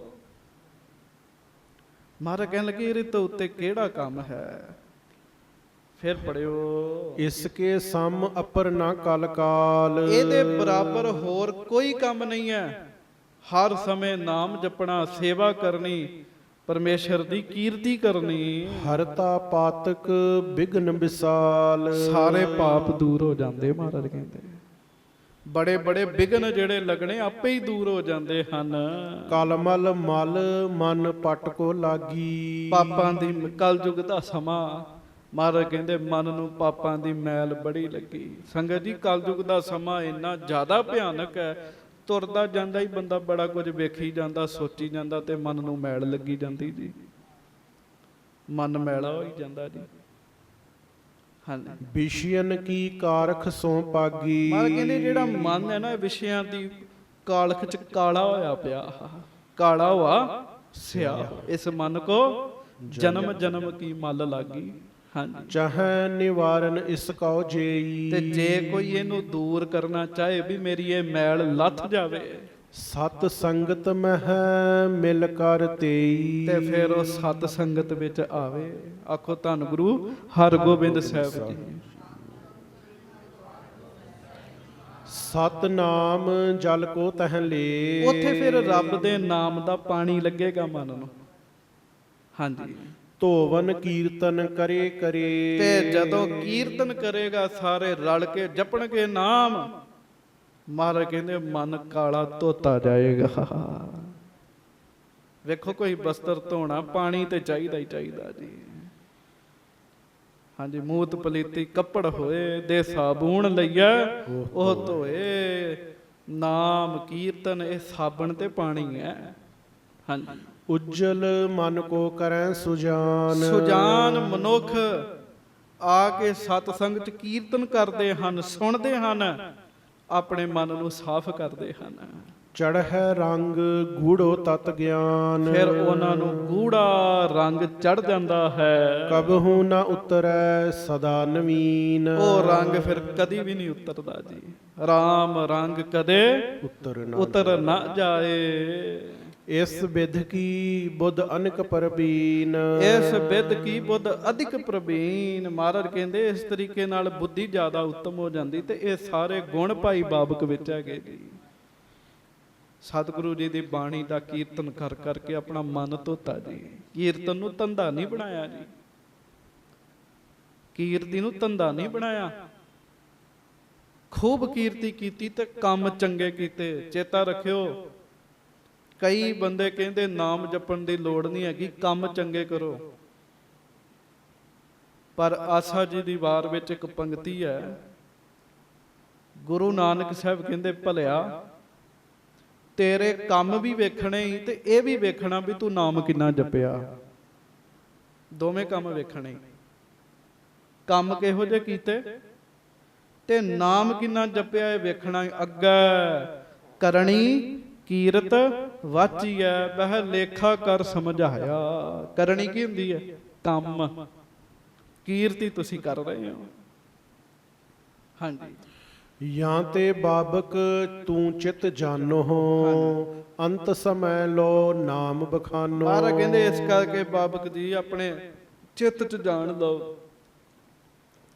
ਅੰਤਮ ਸਮੇਂ ਤੱਕ ਨਾਮ ਹੀ ਜਪੀ ਚੱਲਿਓ। ਮਹਾਰਾਜ ਕਹਿੰਦੇ ਅੰਤਲੇ ਸਾਹ ਤੱਕ ਨਾਮ ਜਪਿਓ। ਰਹਿਓ ਕਰਤ ਕੀਰਤਨ ਕੋ ਨੀਤ। ਤੇ ਮਹਾਰਾਜ ਕਹਿੰਦੇ ਕੀਰਤਨ ਤੁਸੀਂ ਰੋਜ਼ ਹੀ ਕੀਤਾ, ਬਿਨ ਨਾਗਾ ਹੀ ਕੀਰਤਨ ਕੀਤਾ। ਸਕਲੇ ਤਣ ਨਾ ਲਲਚੀਤ। ਤੇ ਆਪਣੀ ਕਲਾ ਵਿੱਚ ਵੀ ਸੰਪੂਰਨ। ਕਈਆਂ ਨੂੰ ਰਾਗ ਨਹੀਂ ਆਉਂਦਾ, ਇਹ ਰਾਗ 'ਚ ਵੀ ਪੂਰੇ ਸਨ, ਬਾਣੀ ਵੀ ਸ਼ੁੱਧ ਪੜ੍ਹਦੇ ਸਨ ਤੇ ਪ੍ਰੇਮ ਨਾਲ ਕੀਰਤਨ ਕਰਦੇ ਸਨ ਜੀ। ਹਾਂਜੀ ਪਿਤਾ ਤਹ ਆਛੀ ਗਤ ਪਾਈ। ਮਹਾਰਾਜ ਕਹਿੰਦੇ ਤੁਹਾਡੇ ਪਿਤਾ ਜੀ ਤੇ ਸੱਚਖੰਡ ਬੈਠੇ ਨੇ, ਚੰਗੀ ਗਤ ਪ੍ਰਾਪਤ ਹੋਈ ਉਹਨਾਂ ਨੂੰ। ਤਿਮ ਹੀ ਤੁਮ ਕੋ ਹੋਏ ਸੁਖਦਾਈ। ਬਸ ਇਸੇ ਤਰ੍ਹਾਂ ਜਿਹੜੀ ਅਵਸਥਾ ਤੁਹਾਡੇ ਪਿਤਾ ਜੀ ਨੂੰ ਪ੍ਰਾਪਤ ਹੋਈ ਹੈ ਬਾਬਕ, ਉਹੋ ਹੀ ਅਵਸਥਾ ਤੁਹਾਨੂੰ ਵੀ ਮਿਲੇਗੀ। ਹਾਂਜੀ ਇਮ ਸੁਨ ਕੈ ਗੁਰ ਪਦ ਅਰਬਿੰਦ। ਕਰੇ ਸਪਰਸ਼ਨ ਪੁੰਨ ਬਿਲੰਦ। ਇਹ ਕਹਿ ਕੇ ਸੱਚੇ ਪਾਤਸ਼ਾਹ ਜੀ ਦੇ ਚਰਨਾਂ ਕਮਲਾਂ ਤੇ ਬੰਦਨਾ ਕੀਤੀ। ਲੋਕ ਪਰਲੋਕ ਸਹਾਇਕ ਅਹੋ। ਤੇ ਜਾਣ ਲੱਗਿਆਂ ਬੇਨਤੀ ਕੀਤੀ, ਸੱਚੇ ਪਾਤਸ਼ਾਹ ਮੇਰੀ ਰਾਖੀ ਵੀ ਕਰਿਓ ਹੁਣ। ਹਾਂਜੀ ਨਹੀਂ ਅਪਰ ਕੋ ਹਮਨੇ ਲਹੋ। ਮੈਂ ਇਸ ਜਨਮ 'ਚ ਤੁਹਾਡੇ ਤੋਂ ਵੱਡਾ ਵੇਖਿਆ ਹੀ ਕੋਈ ਨਹੀਂ ਜੀ। ਹਾਂਜੀ ਨਿਜ ਸੁਤ ਕੋ ਪਾਇਓ ਸ਼ਰਣਾਈ। ਆਪਣੇ ਪੁੱਤਰ ਨੂੰ ਸੱਦਿਆ, ਆਪਣੇ ਪੁੱਤਰ ਨੂੰ ਗੁਰੂ ਹਰਗੋਬਿੰਦ ਸਾਹਿਬ ਜੀ ਦੇ ਚਰਨਾਂ 'ਚ ਪਾ ਦਿੱਤਾ। ਪ੍ਰਿਤ ਪਾਰੋ ਮਮ ਸਮ ਇਸ ਤਾਈ। ਮਹਾਰਾਜ ਜਿਵੇਂ ਮੈਨੂੰ ਪਾਲਿਆ ਨਾ, ਉਵੇਂ ਮੇਰੇ ਪੁੱਤ ਨੂੰ ਵੀ ਪਾਲਿਓ। ਹਾਂਜੀ ਹਮ ਰਾਵਰ ਕੇ ਅਹੰਸ ਦੀਵੇ। ਅਸੀਂ ਤਾਂ ਹੈ ਹੀ ਤੁਹਾਡੇ ਆ ਸੱਚੇ ਪਾਤਸ਼ਾਹ। ਪਤਸ਼ਨ ਲਗੋ ਰਬਾਬੀ ਥੀਵੇ। ਤੇ ਪੁਸ਼ਤਾਂ ਤੋਂ ਤੁਹਾਡੇ ਰਬਾਬੀ ਚੱਲਦੇ ਆ ਰਹੇ, ਪੁਸ਼ਤਾਂ ਤੋਂ। ਹਾਂਜੀ। ਸੁਨ ਸਤਿਗੁਰ ਪੁਨ ਧੀਰਜ ਦੀਨ, ਸਤਿਗੁਰੂ ਜੀ ਨੇ ਧੀਰਜ ਦਿੱਤਾ। ਹੋਏ ਇਸੀ ਵਿਧ ਕਹਿਓ ਕੀਨ। ਮੇਰੇ ਮਾਲਕ ਕਹਿਣ ਲੱਗੇ ਬਾਬਕ ਜੀ ਇਸੇ ਤਰ੍ਹਾਂ ਹੋਏਗਾ। ਹਾਂਜੀ। ਰਹਿ ਰਬਾਬੀ ਨੰਦਨ ਤੇਰੋ, ਤੁਹਾਡਾ ਪੁੱਤਰ ਰਬਾਬੀ ਰਹੇਗਾ। ਹਾਂਜੀ। ਲਹਿ ਰਾਗ ਕੋ ਭੇਵ ਵਡੇਰੋ, ਨਾਲੇ ਬਚਨ ਕਰਦਾ ਉਹਨੂੰ ਰਾਗ ਵਿਦਿਆ ਆਪੇ ਹੀ ਆ ਜਾਏਗੀ। ਬਚਨ ਵੀ ਕੀਤਾ ਜੀ। ਹਮ ਪਾਸ਼ੈ ਗੁਰ ਘਰ ਮੈਂ ਰਹੈ। ਬਾਬਕ ਸਮਾਂ ਆ ਗਿਆ, ਸਰੀਰ ਅਸੀਂ ਵੀ ਛੱਡ ਦੇਣਾ ਹੈ। ਤੁਹਾਡਾ ਪੁੱਤਰ ਸਾਡੇ ਤੋਂ ਬਾਅਦ ਵੀ ਕੀਰਤਨ ਕਰੇਗਾ। ਮਹਾਰਾਜ ਕਹਿਣ ਲੱਗੇ ਆਖੋ ਵਾਹਿਗੁਰੂ। ਹਾਂਜੀ। ਖਾਨ ਪਾਨ ਤੁਮ ਸਮਹੀ ਲਹੈ, ਤੁਹਾਡੇ ਵਾਂਗੂ ਖਾਣ ਪੀਣ ਦੀ ਕਮੀ ਨਹੀਂ ਹੋਏਗੀ। ਸਾਧ ਸੰਗਤ ਜੀ, ਗੁਰੂ ਦੀ ਕੀਰਤੀ ਕਰਨ ਵਾਲੇ ਨੂੰ ਕਦੀ ਕਮੀ ਨਹੀਂ ਚ ਹੁੰਦੀ। ਉਹ ਕਦੀ ਭੁੱਖਾ ਨਹੀਂ ਚ ਰਹਿੰਦਾ ਜਿਹੜਾ ਸਤਿਗੁਰੂ ਦੀ ਕੀਰਤੀ ਕਰਦਾ। ਤੇ ਜਿਹੜਾ ਕੀਰਤਨ ਕਰਦਾ ਹੋਇਆ ਵੀ ਕਵੇ ਨਾ ਹਾਏ ਪੈਸੇ ਹੀ ਨਹੀਂ ਮਿਲੇ ਮਰ ਗਏ ਜੀ, ਉਹਨੇ ਰੱਜਣਾ ਵੀ ਫਿਰ ਕਦੀ ਨਹੀਂ ਜੀ। ਜਿਹਦੀ ਭੁੱਖ ਕੀਰਤਨ ਹੀ ਨਹੀਂ ਦੂਰ ਕਰ ਸਕਿਆ, ਉਹਦੀ ਭੁੱਖ ਦੂਰ ਕਿਵੇਂ ਹੋਏਗੀ। ਮਹਾਰਾਜ ਕਹਿਣ ਲੱਗੇ ਤੇਰੀਆਂ ਭੁੱਖਾਂ ਦੂਰ, ਤੇਰੀ ਕੁੱਲ ਦੀ ਭੁੱਖ ਦੂਰ, ਤੇਰੇ ਪੁੱਤ ਦੀ ਭੁੱਖ ਦੂਰ ਕੀਤੀ। ਹਾਂਜੀ। ਇਹ ਭੀ ਚਿੰਤ ਨਾ ਚਿਤ ਮੈਂ ਕਰੀਐ। ਬਾਬਕ ਇਹ ਚਿੰਤਾ ਨਾ ਕਰੀ ਵੀ ਤੇਰੇ ਪੁੱਤ ਦਾ ਕੀ ਹੋਏਗਾ। ਮਹਾਰਾਜ ਕਹਿੰਦੇ ਪੂਰੀ ਖੁਸ਼ੀ ਹੈ ਉਹਦੇ ਤੇ ਸਾਡੀ। ਅੰਤ ਸਮਾਂ ਸਤਨਾਮ ਸਿਮਰੀਏ। ਹੁਣ ਅੰਤਮ ਸਮਾਂ, ਹੁਣ ਤੁਸੀਂ ਨਾਮ ਜਪੋ। ਮਹਾਰਾਜ ਕਹਿੰਦੇ ਥਿਰ ਚਿਤ ਹੋਇ ਕੈ ਸਦਨ ਪਧਾਰੋ, ਸਥਿਰ ਚਿਤ ਹੋ ਕੇ ਆਪਣੇ ਘਰ ਜਾਵੋ। ਪੌੜੋ ਬਸਨ ਬਦਨ ਪਰ ਧਾਰੋ, ਤੇ ਜਾ ਕੇ ਚਾਦਰ ਲੈ ਕੇ ਲੰਮੇ ਪੈ ਜਾਇਓ। ਤਿਆਗਨ ਕਰੋ ਸੁਖੈਨ ਤੇ ਸਰੀਰ। ਸਹਿਜੇ ਹੀ ਸਰੀਰ ਛੁੱਟ ਜਾਏਗਾ। ਬੜੀ ਖੇਡ ਹੈਗੀ ਤੇ ਆਤਮਾ ਜਦੋਂ ਸਰੀਰ ਚੋਂ ਨਿਕਲਦੀ ਬੜੀ ਜਾਨ ਨਿਕਲਦੀ ਤੇ ਜਿੰਦ ਨਿਮਾਣੀ ਕੱਢੀਐ ਹੱਡਾਂ ਕੂ ਕੜਕਾਏ। ਮਹਾਰਾਜ ਕਹਿੰਦੇ ਤੁਹਾਡੀ ਸਹਿਜ ਹੀ ਆਤਮਾ ਨਿਕਲ ਜਾਏਗੀ। ਪੁੱਤਰ ਬਿਠਾਏ ਆਪਣੇ ਤੀਰ, ਤੇ ਆਪਣੇ ਪੁੱਤਰ ਨੂੰ ਆਪਣੇ ਪਾਸ ਬਿਠਾ ਲਵੋ। ਇਹ ਆਗਿਆ ਸੁਣ ਕੇ ਸਾਧ ਸੰਗਤ ਜੀ ਉਹ ਫਿਰ ਭਾਈ ਸਾਹਿਬ ਚਲੇ ਗਏ ਜੀ ਆਪਣੇ ਘਰ। ਕੱਲ ਨੂੰ ਅੱਗੋਂ ਕਥਾ ਸੁਣਾਂਗੇ। ਪਿਆਰ ਨਾਲ ਸਾਰੀ ਸੰਗਤ ਗੱਜ ਕੇ ਕਹੋ ਜੀ ਵਾਹਿਗੁਰੂ ਵਾਹਿਗੁਰੂ ਵਾਹਿਗੁਰੂ ਵਾਹਿਗੁਰੂ ਵਾਹਿਗੁਰੂ ਵਾਹਿਗੁਰੂ ਵਾਹਿਗੁਰੂ ਵਾਹਿਗੁਰੂ। ਗੱਜ ਕੇ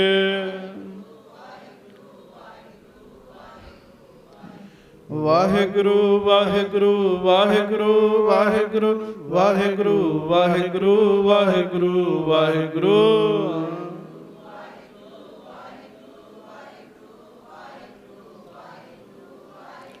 ਵਾਹਿਗੁਰੂ ਵਾਹਿਗੁਰੂ ਵਾਹਿਗੁਰੂ ਵਾਹਿਗੁਰੂ ਵਾਹਿਗੁਰੂ ਵਾਹਿਗੁਰੂ ਵਾਹਿਗੁਰੂ ਵਾਹਿਗੁਰੂ।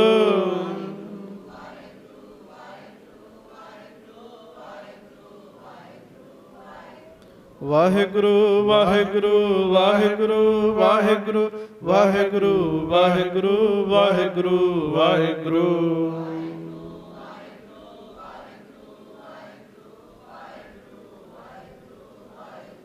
ਵਾਹਿਗੁਰੂ ਵਾਹਿਗੁਰੂ ਵਾਹਿਗੁਰੂ ਵਾਹਿਗੁਰੂ ਵਾਹਿਗੁਰੂ ਵਾਹਿਗੁਰੂ ਵਾਹਿਗੁਰੂ ਵਾਹਿਗੁਰੂ।